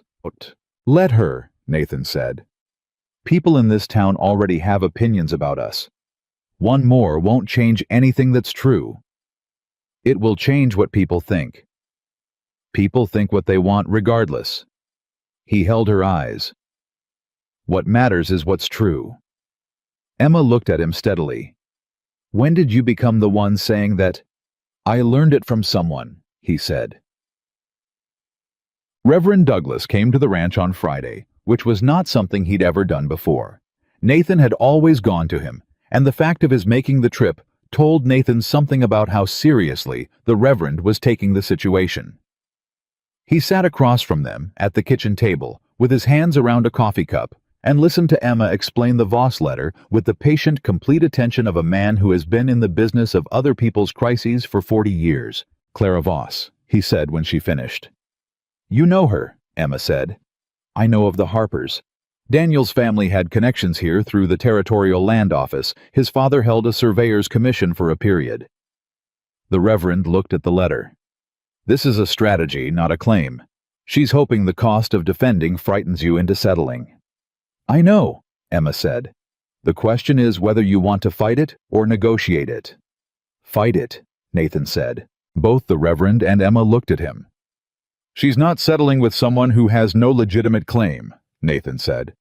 "We document what's true, we submit it properly, and if Clara Voss wants to take it to a court, she'll find out what a losing argument costs in Kansas City." The Reverend studied him for a moment. "You've thought about this?" "I've thought about it since Friday morning." "Nathan," Emma started. "It's your inheritance," he said. "I know that. I know it's your decision." He held her eyes. "But you asked me what I thought, and that's what I think." She had not actually asked him, but he was right that she'd wanted to. "The school," she said, "if the estate clears." "I know," he said. "I want to use it for a school, and for a fund women who need a start. I've already written the outline for what I'd want it to do." She paused. "I haven't told you that part yet." "Tell me now," he said. She told him. Reverend Douglas sat across from them and listened to Emma lay out what she'd been thinking in the weeks since the letter arrived: the structure of a small educational fund, a school building, a modest provision for women in the territory arriving in circumstances like the one she'd arrived in. She'd been precise about it.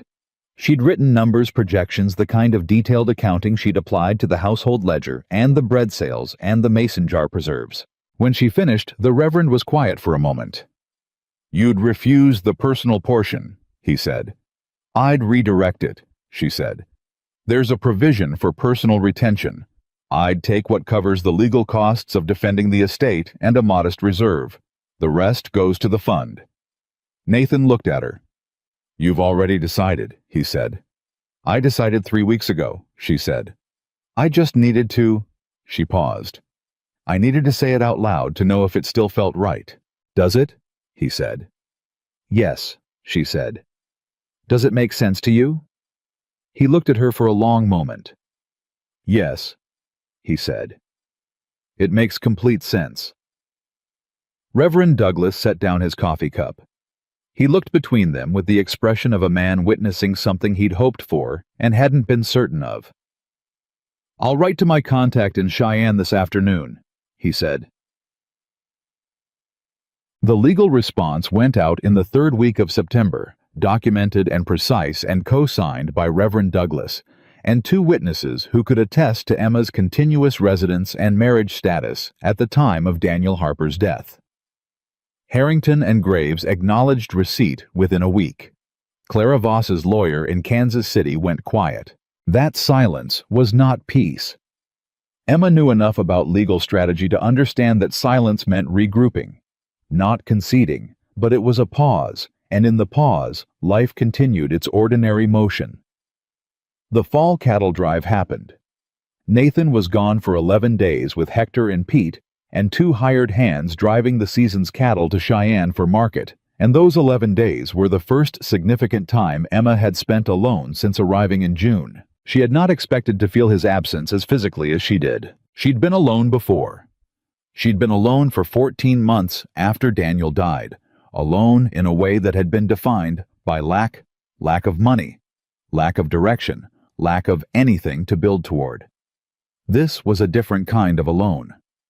This was the absence of a specific person, of a specific voice, and a specific set of shoulders, and a specific habit of appearing in doorways when he wanted to say something, and hadn't figured out yet how to say it. She kept the Saturday lessons. She kept the bread baking and the preserve making and the market runs. She kept the household accounts with the same precision she'd maintained since June. She sat in the rocking chair 2 evenings. She'd never sat in it before it had felt like his space, his mother's space, not hers to occupy. But on the 8th evening of his absence, when the house had been quiet long enough to have weight to it, she sat in it, and it held her solidly and without sound. And she looked at the lamp burning on the table, and thought about all the evenings Eleanor Brooks must have sat in this same, watching a different lamp, and felt for the first time genuinely and specifically connected to this house. Not just present in it. Connected. She was still sitting in it when she heard the wagon in the yard. She was at the door before he reached it. Nathan came in from 11 days of cattle driving, looking like exactly what he was. Tired, trail-dusted, in need of a meal and a bath and a bed, and he stopped when he saw her in the doorway, and the expression on his face beneath the exhaustion was the particular relief of a man arriving home. "The rocking chair," he said, noticing. "I hope that's all right," she said. "It's your chair," he said. She had not been expecting that. She blinked. "It's your house," he said. "It's your chair. It's your—" He stopped himself because he was tired, and the emotions that travel with exhaustion are less managed than the daytime variety. "I'm glad you were sitting in it." Emma looked at him. "Come inside," she said. "There's supper in the warming oven." He came inside. He sat at the table. She brought him food and coffee and sat across from him, and he told her about the drive and the cattle price and the conversation he'd had with Aldous Marsh's counterpart in Cheyenne, who had indicated that the ranch's note, given the strong fall revenue, was in a position for renegotiation on more favorable terms. "You're going to be all right," she said. "The ranch." "We," he said. She smiled. "We." He reached across the table. She met him halfway. Chapapae. The Voss situation broke open on a Thursday morning in early October. Not the legal situation that was still suspended in its careful silence. What broke was the town's version of it, which had been building since the banker Marsh had mentioned the inheritance in what he clearly thought of as a private conversation, and which had been circulating in the particular underground current of small territory information exchange ever since. Emma went to market on Thursday, as she always did, bread loaded in the wagon, 2 crates of preserves, and the small confidence that 3 months of consistent, honest dealings had built with the merchants and neighbors of Laramie. What she found at the general store was Greta Hollis, with an expression Emma had not seen on her before, careful, watchful, the expression of a woman who is about to say something she's been arguing with herself about for a while. "There's been talk," Greta said before Emma had set down the first crate. Emma set it down deliberately. "There's always talk." "More than usual." Greta looked at her directly, which was one of the things Emma had always respected about her. "Someone's been saying that you're planning to leave before winter, that the inheritance money is enough and there's nothing to keep you on a struggling ranch once you have it." Emma was quiet for a moment. "Who's saying that?" "It started at the bank," Greta said. "I think you can work out the rest of the chain." Aldous Marsh. Emma had never particularly trusted the man. There was something in the way he spoke about Nathan's finances, with the comfortable ownership of a person who considers debt a form of authority over the debtor. She'd felt it at the quarterly meeting she'd attended with Nathan in September. She'd said nothing at the time. "Is that what people believe?" Emma said. "That I'm leaving?" Greta was quiet for a moment. "Some do," she said. "Some think—" She stopped. "Emma, some people thought from the beginning that this was temporary, that a woman who comes to a territory she doesn't know to marry a man she's never met is doing it as a bridge, until something better arrives." "And what do you think?" Emma said. Greta met her eyes. "I think you're the reason that ranch is still solvent, and the reason 4 ranch children are learning to read, and the reason Nathan Brooks smiles at all, which he didn't used to do." She paused. "I think you belong here, but belonging here doesn't stop other people from deciding you don't." Emma stood at the counter of the general store and held this information. "I'm not leaving," she said. "I know that," Greta said. "How do you know that?" "Because if you were leaving," Greta said, with the particular dry certainty of a woman who has run a general store in a small territory for 20 years and knows every human variation that passes through it. You'd already be gone. Emma did not tell Nathan about the market conversation immediately. She drove home, unloaded the wagon, put the revenue in the tin box, and made supper, and sat across from him and talked about the Thursday afternoon in the ordinary register they'd established. And it was only when he looked at her across the table with the particular direct attention that meant he'd noticed something was wrong that she stopped and set down her fork. "Greta Hollis told me people think I'm leaving," she said. Nathan set down his fork. "Before winter," Emma continued. "Once the inheritance clears. That's the story. That I was here until something better arrived and now it has." He was quiet. "It started at the bank," she said. "Marsh," he said. Flat. "Yes." Nathan's jaw was tight.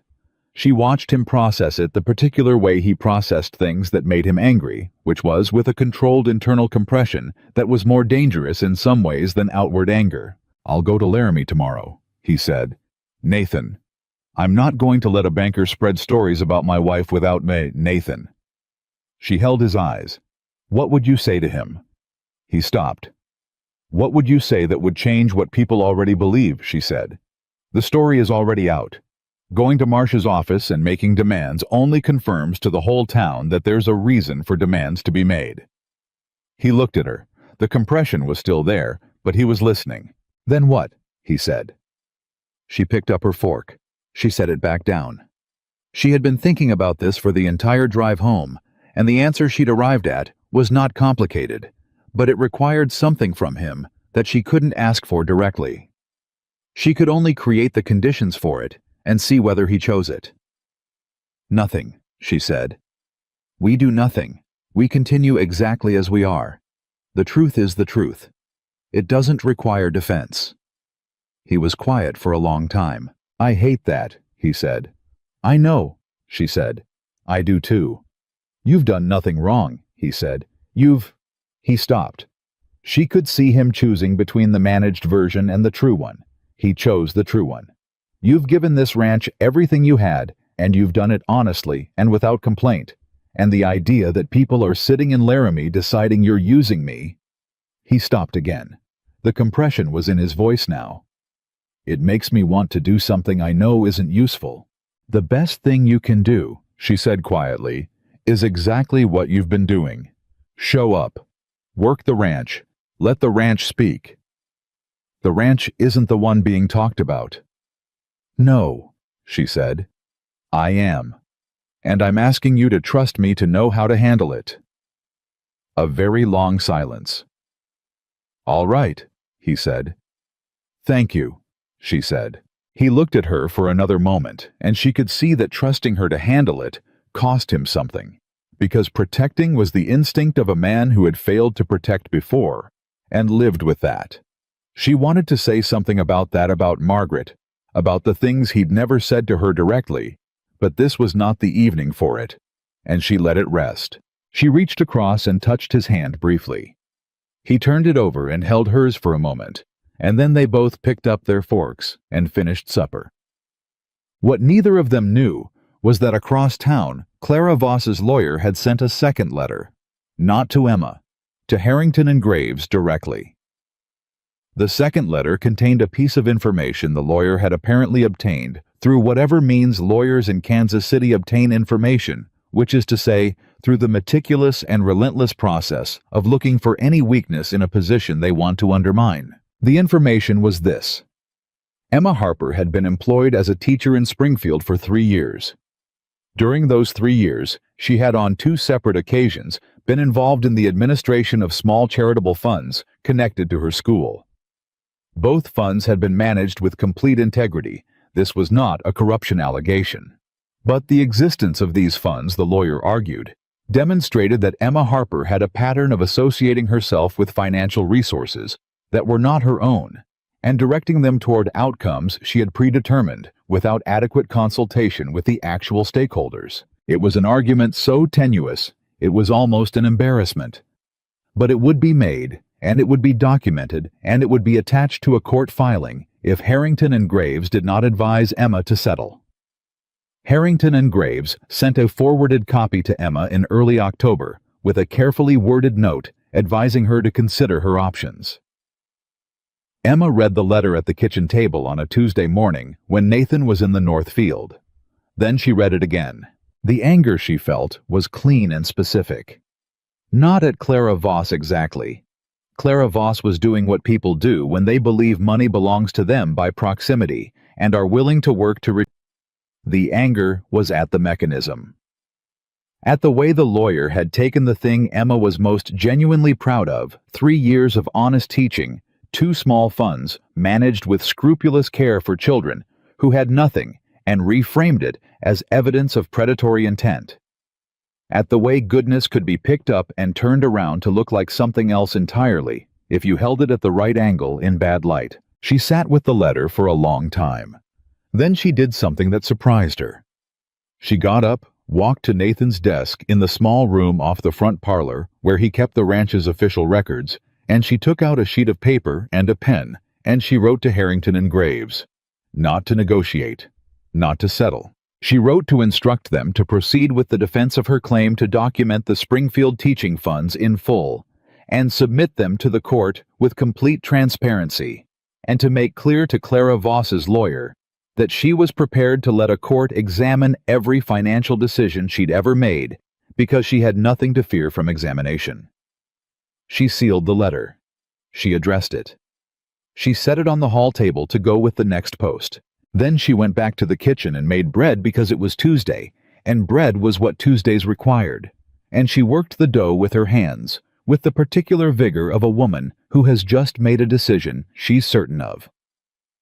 Nathan found the letter on the hall table when he came in. He recognized the address. He picked it up and looked at Emma, who was setting supper on the table. "Second letter from Voss's lawyer," she said. I wrote back. He looked at the sealed envelope. "What did you say?" "I told them to proceed. Full documentation. Open court if it comes to that." She set the last plate down. "I'm not settling." He was quiet for a moment. "All right," he said. "All right." She looked at him. "I told you in September," he said, setting the letter back down. "She has no legitimate claim. Let a court say so." Emma looked at him. "You're not going to tell me to be careful," she said. "To think about the costs, the time, I've thought about it," he said. "You've thought about it more than I have. You made the right call." He met her eyes. "When have you made the wrong one?" She stood at the table and held his gaze, and felt something she'd been bracing against, release some last remaining tension in the structure of what they were to each other, some last testing point. He had just told her he trusted her judgment, not conditionally, not with qualification, just directly in the plain language of a man who means what he says. "Sit down," she said. "Supper's getting cold." He sat. They ate. The thing that happened next happened because of Hector, not because Hector intended it. Hector was as he always was, trying to do the right thing. But Hector had been listening in the particular way of a man who spends a great deal of time outdoors, and therefore hears conversations that happen near open windows. And what he'd heard on a Tuesday morning in mid-October was Emma at Nathan's desk, reading the Voss letter aloud to herself, in the way people read difficult things, quietly processing, and then the decisive sound of pen on paper and the particular firmness of an envelope sealed. He'd heard enough to understand the shape of it.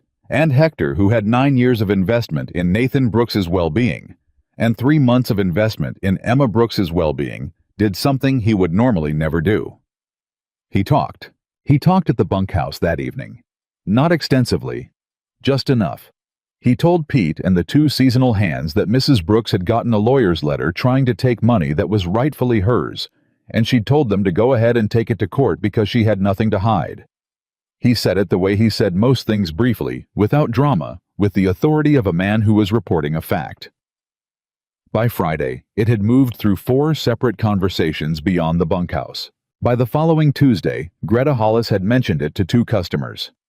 By the Thursday of that week, What the town of Laramie knew was no longer the banker's version, the woman waiting to leave once the money cleared. What it knew was a different story. A woman who'd been offered enough to leave and had instead filed legal documents refusing to be intimidated. A woman who'd told a Kansas City lawyer to take her to court because she had nothing to be ashamed of. It was the same territory, the same woman, but the light had shifted. Emma found out about this when Greta Hollis greeted her on Thursday morning with something different in her expression. "Word got around," Greta said. Emma looked at her. "About the legal response. About what you did." Greta leaned on the counter. "About what you're doing with the money. The school fund. The provision for women." She paused. "Martha Caldwell told the Reverend's wife. The Reverend's wife told half the church. By Sunday, I imagine the Reverend himself will have something to say about it." Emma stood with a crate of bread in her hands. "I wasn't trying to," she started. "I know you weren't," Greta said. "That's why it spread." Reverend Douglas did have something to say about it. He said it on a Sunday from the pulpit without naming names, which everyone understood was a courtesy, since everyone knew exactly who he was talking about. He spoke about practical charity, about the difference between the kind of generosity that announces itself and the kind that simply does what needs to be done. He spoke about the school that the territory needed and the women who arrived in circumstances that required not pity, but provision. He spoke about two people who had entered a practical arrangement and chosen every day to make it something more than practical. Nathan was in the third pew. Emma was beside him. He did not look sideways at her during the sermon. He looked forward, which was how he absorbed things that moved him without visible reaction, processing inward with the stillness of a man who has learned that emotion is most safely experienced alone. But his hand found hers in the space between them on the pew, and he held it without drama for the remainder of the service, and Emma held back, and nobody in that church who saw them thought for a moment that what they were looking at was temporary. The legal resolution from Harrington and Graves arrived in the last week of October. Clara Voss had withdrawn the contest. Not because she'd been persuaded by the merits, she hadn't, but the full documentation Emma had authorized had been submitted, and what it contained was clean and complete, and entirely without the exploitable edges that a Kansas City lawyer needed to build a case on, and the cost of taking something genuinely solid to court was more than Clara Voss had appetite for. The letter confirmed the estate would proceed as written. Emma read it at the kitchen table on a Wednesday morning. Nathan was in the barn. She could hear him moving around out there, the familiar sounds of a man and his work in the early morning. She sat with the letter and the quiet and the October light coming in the kitchen window, and she thought about Springfield and the westbound ticket and the single suitcase and the letter that had described a drafting stove honestly. She thought about 37 days and the 38th. She thought about the south fence and the mason jars and the east fence line in a lightning storm. She thought about a man saying, "I love you," by describing coffee on a lower shelf and chalk on his hands, because he didn't have flowery language and had never pretended otherwise. She folded the letter and went to the barn. Nathan was checking harness leather the way he did in the autumn before winter set in. He looked up when she appeared in the doorway. She held out the letter. He took it.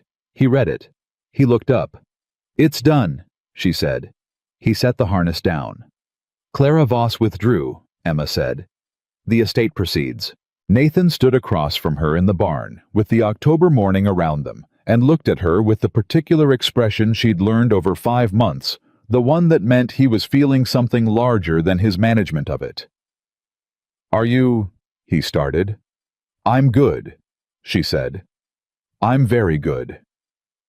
"The school fund," he said. "I'll write to Harrington and Graves this week, redirect everything above the legal costs and the reserve." She paused. "The reserve I'd like to put in the household account, if that's all right. Not the ranch account. The household." He looked at her. "Why the household?" "Because it's ours," she said. "Not mine, not yours. Ours." A silence. He crossed the barn to her in 4 steps and took her face in his hands and kissed her the way he'd kissed her in August, with the full weight of everything in the file, everything accumulated, everything no longer managed or held at deliberate distance. She held on to him and kissed him back, and when they finally separated, she was smiling. And so was he, actually smiling completely with nothing held back. And it was the smile she'd been watching him find his way back to since June, emerging first in the kitchen, and then on the porch with Cal. And then by slow degrees in the evenings, and the early mornings, and the hard conversations. And here it was now whole. "Come inside," she said. "I'll make coffee." "You always make coffee," he said. "And you always drink it," she said. "We're very consistent." He laughed. She would think about that laugh later, the way it filled the barn, and then the yard, and then the kitchen where she made coffee. And he sat at the table, and the October morning held them both as one of the sounds she would want to keep if she could only keep a few. She made coffee. He drank it. And outside the ranch, kept doing what it had been doing all summer, and into fall, not dramatically, not with announcement, but with the steady accumulating evidence of two people who had chosen to build something real and had not once in all the difficult weeks that tested them chosen to put it down. The first snow of the season came on a Friday morning in early November, and Nathan noticed it the way he noticed most things now, not alone, but in relation to Emma. She was already at the stove when he came downstairs, and she turned when she heard him and said, "It's snowing," with the particular tone of someone reporting a fact that is also a pleasure. And he looked at her face before he looked at the window, which told him everything about how November had changed from every November before it. "Light snow," he said, going to the window. "Won't stick past noon." "Cal is going to be disappointed," she said. "He's been wanting to try the sleigh runners Hector found in the storage shed." "Cal is 19 and shouldn't need snow as an excuse to do something foolish," Nathan said, and poured his coffee from the pot she'd already made, still on the lower shelf. Still exactly where it had been since the first week, a small constant that had become one of the anchors of his mornings. Emma smiled at the stove. He saw it in the set of her shoulders before he saw her face. This was one of the things the year had given him, the ability to read her in increments, in small angles, in the slight variations of posture and voice that were invisible to anyone who hadn't been paying attention since June. He had been paying attention since June. He had been paying attention to almost nothing else.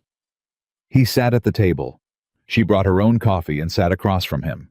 "The school trust papers came yesterday," she said. "From Harrington and Graves. They need 2 signatures, mine and a territorial administrator's.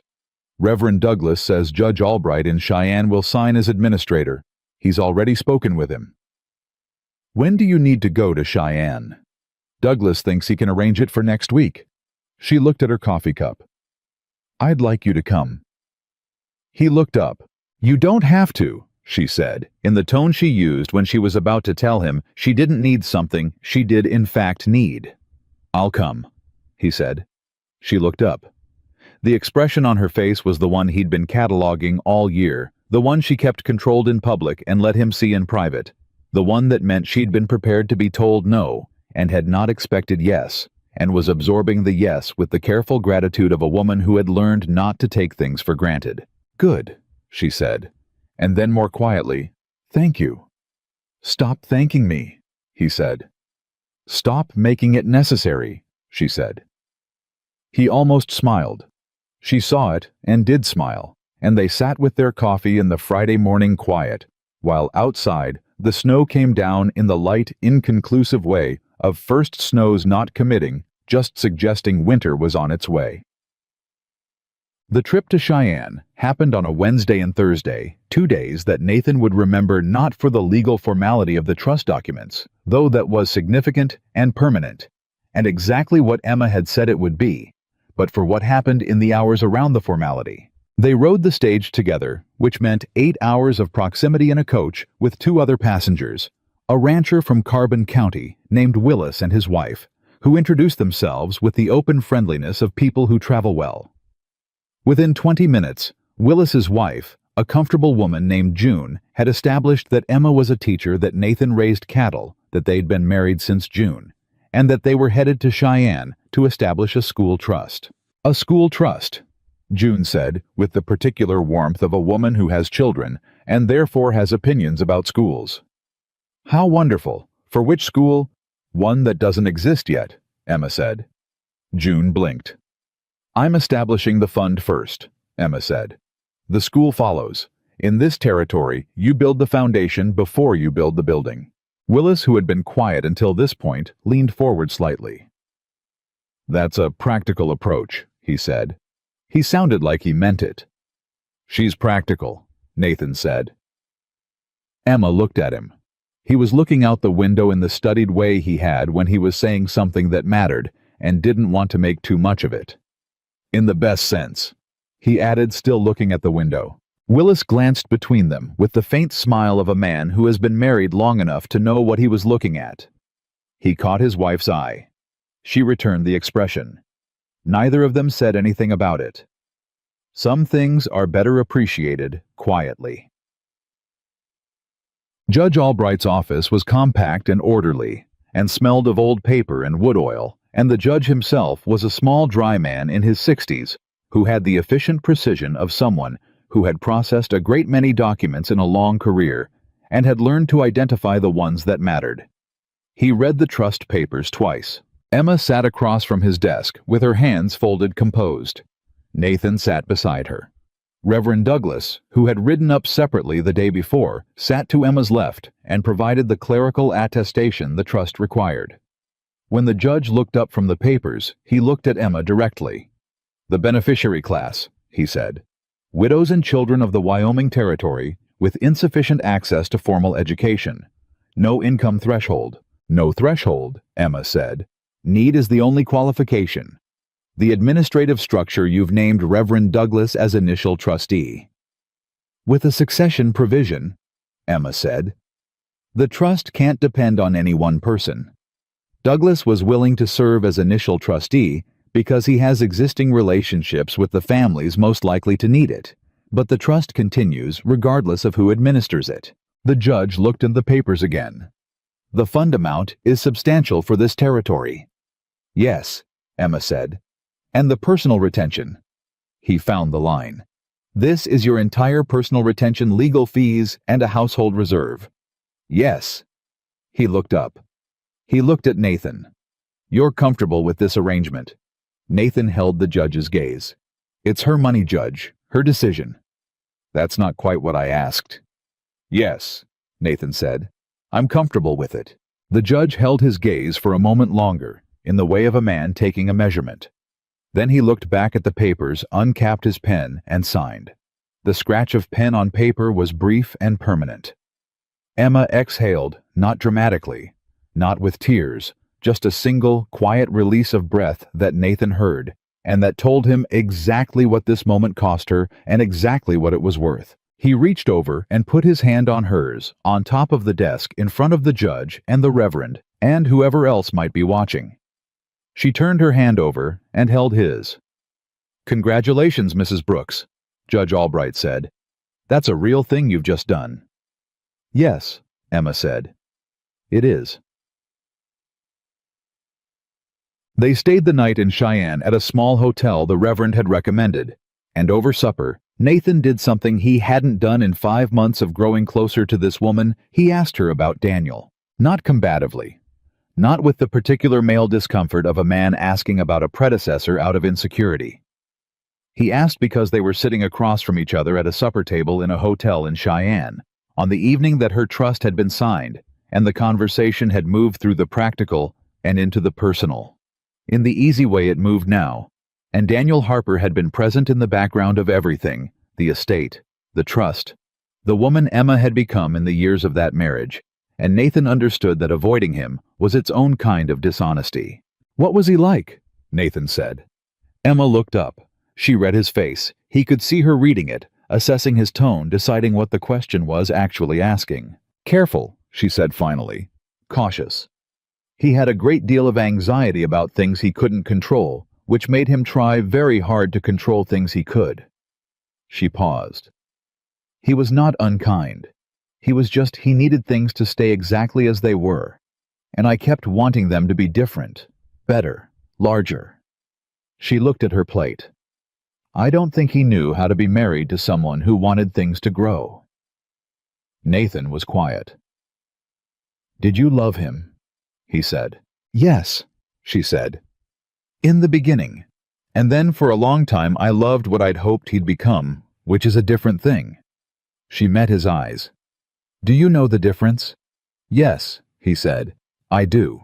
He thought about Margaret.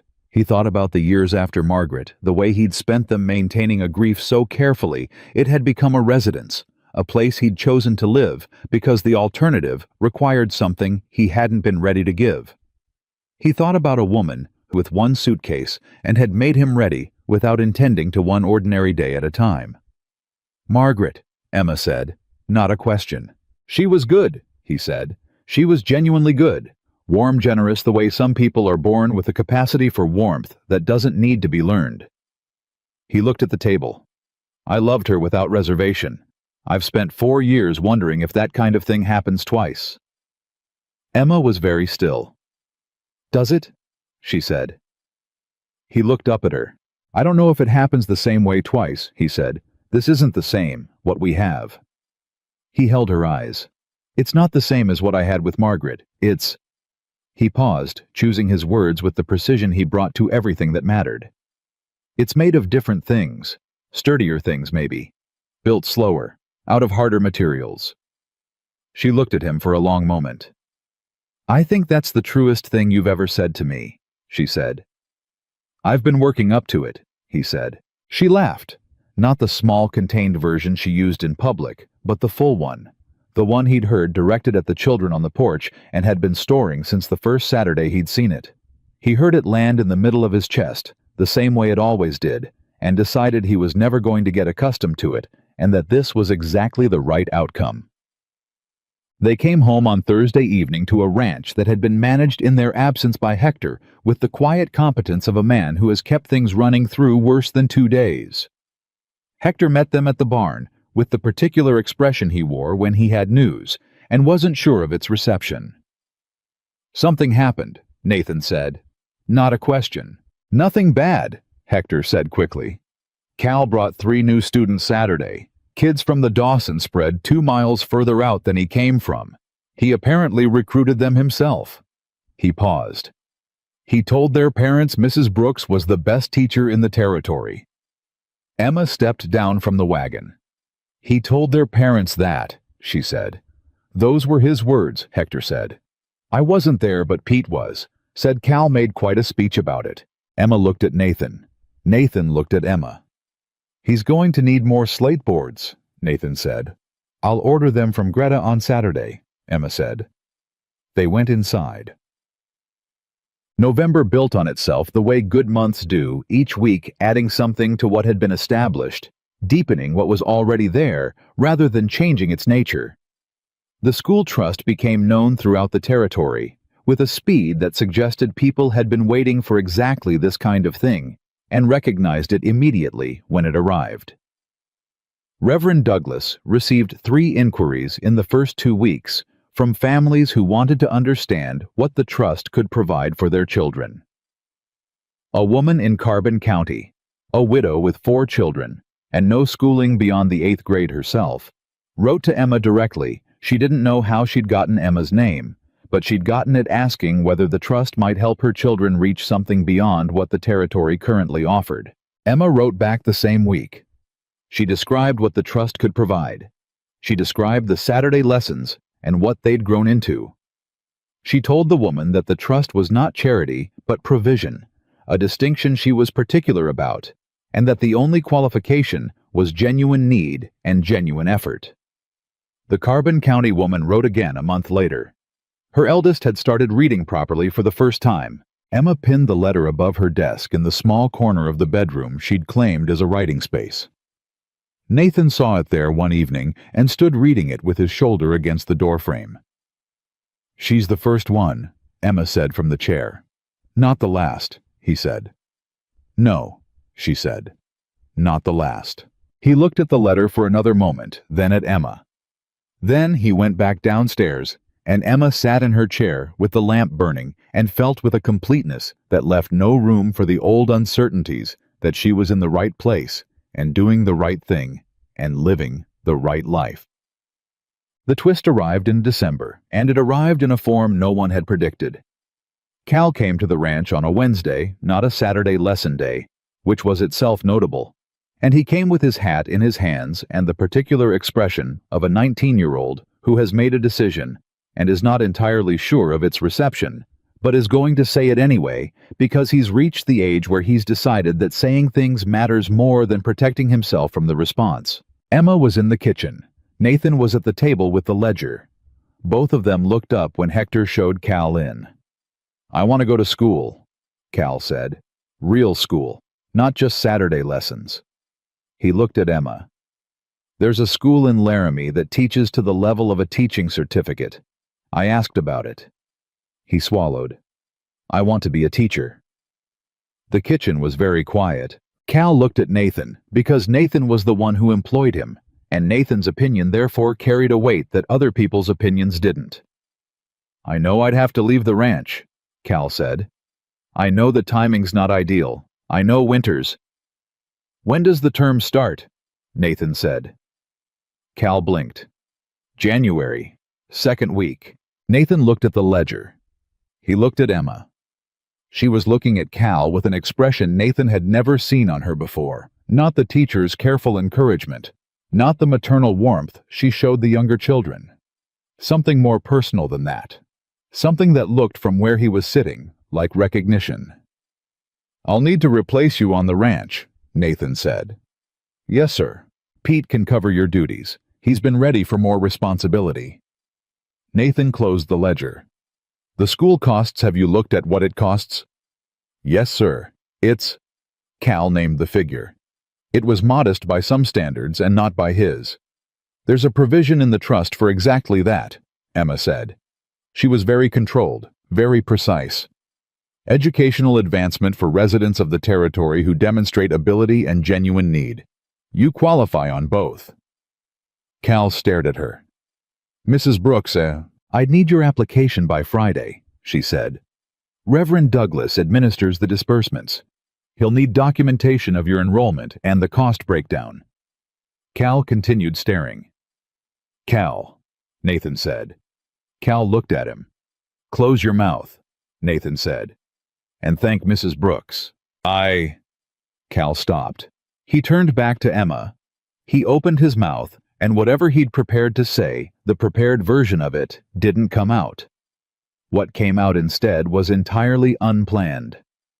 "You're the reason I know I can do this." His voice was rough. "You sat on that porch and you didn't give me the answer. You waited and you let me find it, and you were the first person who ever—" He stopped. He was 19 years old and doing his best. "You're the reason." Emma held herself very together. "Get me the paperwork by Friday," she said. Cal put on his hat. He nodded at Nathan. He went out. The kitchen was quiet. Nathan looked at Emma. She was looking at the table, and she was doing the thing he'd learned to recognize, holding the weight of something large with the controlled steadiness that was not absence of feeling, but the opposite. "Emma," he said. "I'm fine," she said. "I know," he said. "I'm not asking if you're fine, I'm just—" He paused. "Saying your name." She looked up. He met her eyes across the kitchen table with the particular directness that was the truest thing about him, the thing that had been there in the letter about the drafting stove, and had been there every day since the refusal to look sideways at things that deserved to be looked at straight. "You changed that boy's life," he said. "I taught him long division," she said. "You know that's not what I mean." She was quiet. "You've changed a lot of things," he said, "since June." He paused. "Including mine." Emma looked at him steadily. "Including yours," she agreed. Christmas at Brooks Ranch was the first real Christmas the house had seen in 4 years. This was not something Nathan planned. Emma did not announce it. It assembled itself the way things assembled themselves around Emma, through the accumulated effect of a dozen small decisions that each seemed reasonable on their own, and arrived at something larger than anyone had specifically intended. The Caldwell family came for Christmas Eve supper. The Morrison family came. Hector, who had no family in the territory, came with Pete, who did have family, but whose family apparently did not cook as well as Mrs. Brooks, and who had been heard to say as much to Hector with what Pete believed was subtlety, and what everyone else understood was an open statement of intent.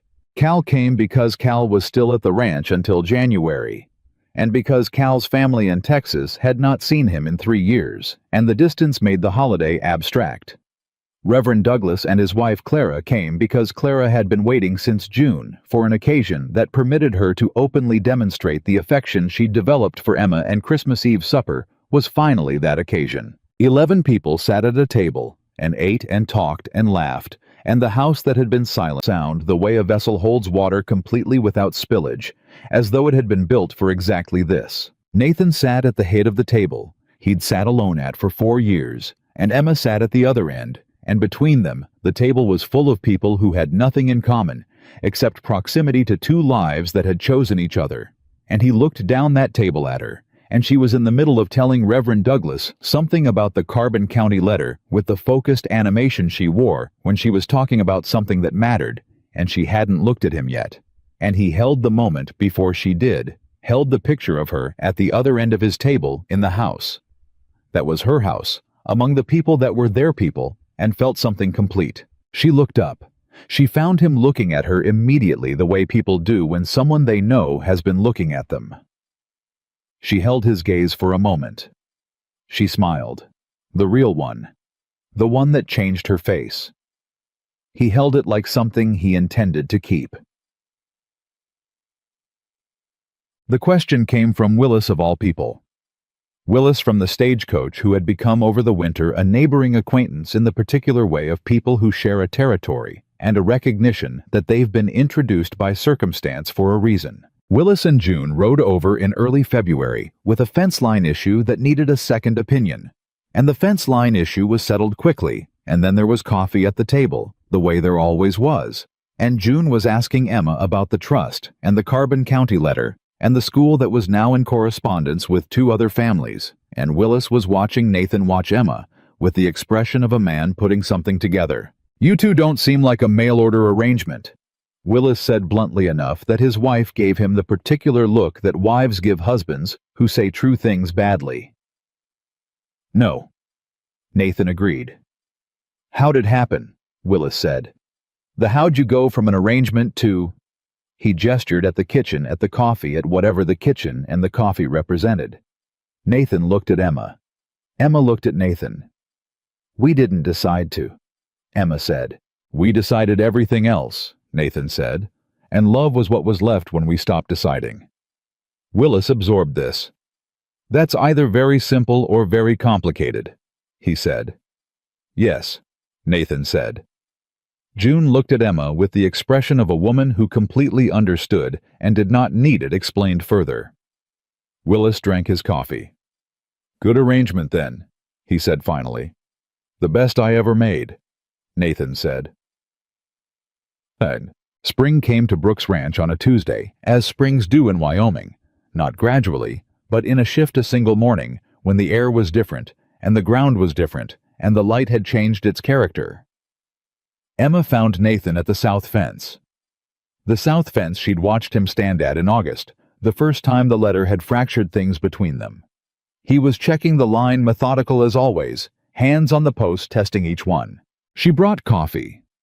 She'd started doing this in September, bringing coffee to wherever he was when the morning allowed it, and it had become a habit so established that the day she couldn't do it felt like something missing. He heard her coming and didn't look up from the fence. "Loose post on the far end," he said. "Pete can fix it today," she said. "I'll fix it," he said. "Pete's got enough." She stood beside him and handed over the coffee, and he took it and straightened up, and they stood together, looking out at the south field with the spring light on it. "The Dawson children are reading above their grade level," Emma said. "All 3 of them. I tested them last week." "Cal's doing," he said. "Partly. He's been working with them since January, even from Laramie. He writes them letters with vocabulary exercises." She paused. "He's going to be excellent." "You were better," Nathan said. "I'm not competing with my students," she said. "That's not how teaching works." "I know," he said. "I'm just saying." She looked at him sideways. He was looking at the field. The spring was in his face, not in a sentimental way, not posed just the way a man's face holds the season when he's been outside in it long enough to carry it. "A year ago," she said. He looked at her. "A year ago this month I was reading your letter in Springfield," she said. "At a kitchen table I was about to give back to the landlord." She paused. "You wrote about the drafting stove." "I remember," he said. "You wrote, 'I will not waste your time pretending otherwise.'" She met his eyes. "I folded that letter, and I thought, here is an honest man. Whatever else he is or isn't, he's honest." "And," he said. "And I was right," she said. The south fence held them in the quiet. "I wrote that letter," he said slowly, "because I needed help. That's all I was thinking about. How to manage the next season. How to keep what was left." He looked at the field. "I didn't think I wasn't capable of thinking about what else might arrive."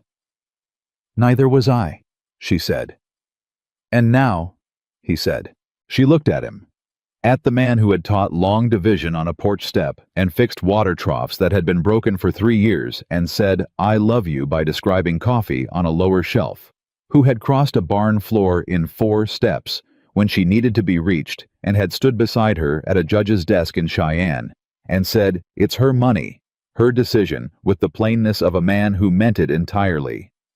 "And now," she said, "I think the most important letters are the honest ones." He looked at her for a long moment. Then he set his coffee cup on the fence post and turned to face her fully and took her hands in both of his, the way he did when he was about to say something he'd been arranging for a while and wanted her complete attention. "I want to ask you something," he said. "You're already asking," she said. "I want to ask you properly." He held her hands. He held her eyes. "I know how we started. I know the terms I wrote. I know that a year ago I told you not to expect affection." He paused. "I want to ask you now in front of the south fence and the spring and whatever version of God operates in Wyoming whether you'll stay." "Nathan," she said, "I've been staying. Not because you had to," he said. "Not because the arrangement required it. Because you choose it." He held her gaze with the directness that was the truest thing about him. "I want you to choose it." Emma looked at him. She thought about Springfield and westbound tickets and single suitcases. She thought about drafting stoves and leaking roofs and 2 strangers determined only to survive another season. She thought about coffee on a lower shelf and 14 mason jars and a book of poetry that was not practical and both of them knowing it. She thought about the south fence in August and the kitchen table in September and a rocking chair that held her solidly and without sound on the 8th night he was gone. She thought about the trust document signed and permanent, about Cal in Laramie with his vocabulary exercises, about a woman in Carbon County whose eldest was reading for the first time, about a table full of people at Christmas in a house that had been silent for 4 years. She thought about a man saying "I love you" by describing the ordinary things that had remade him because he did not have flowery language and had never pretended otherwise, and how that absence of pretense was the foundation of everything they'd built on top of it. "Yes," she said. "Yes, you'll stay," he said, making sure. "Yes," she said. "I choose this. I choose you. I've been choosing you since August, and I'll keep choosing you every day until there are no days left to choose." He held her hands tighter. "Good," he said, rough and low and completely certain. He pulled her in and held her there at the south fence in the spring morning, and she held him back and the ranch they'd built together, not from grand promises or passionate declarations, but from honest letters and lower shelves and long division and 14 mason jars, and the daily deliberate, unglamorous act of choosing held them both. Visitors to Brooks Ranch in the years that followed would often ask how they'd done it. How 2 strangers had made something so solid out of so little to begin with. Nathan always gave the same answer. "We told each other the truth," he'd say. "From the first letter, even when the truth was hard, especially then." Emma would add without looking up from whatever she was doing, "And we showed up." "Every day," Nathan would confirm. "Even the days we didn't want to," she'd say. Especially those, he'd say. And the visitors would nod, and sometimes they'd understand it, and sometimes they wouldn't, Because some people hear a love story and wait for the moment of grand passion and miss the real story happening in the quiet. In the coffee, on a lower shelf, in the chalk, on a man's hands. In the east fence line, in a lightning storm. In two people at a kitchen table learning one honest conversation at a time that the most durable thing in the world is not the love that arrives like lightning, but the love that stays like stone. The kind built not from perfect moments, but from imperfect people choosing morning after morning to face whatever comes together. That was the Brooks marriage.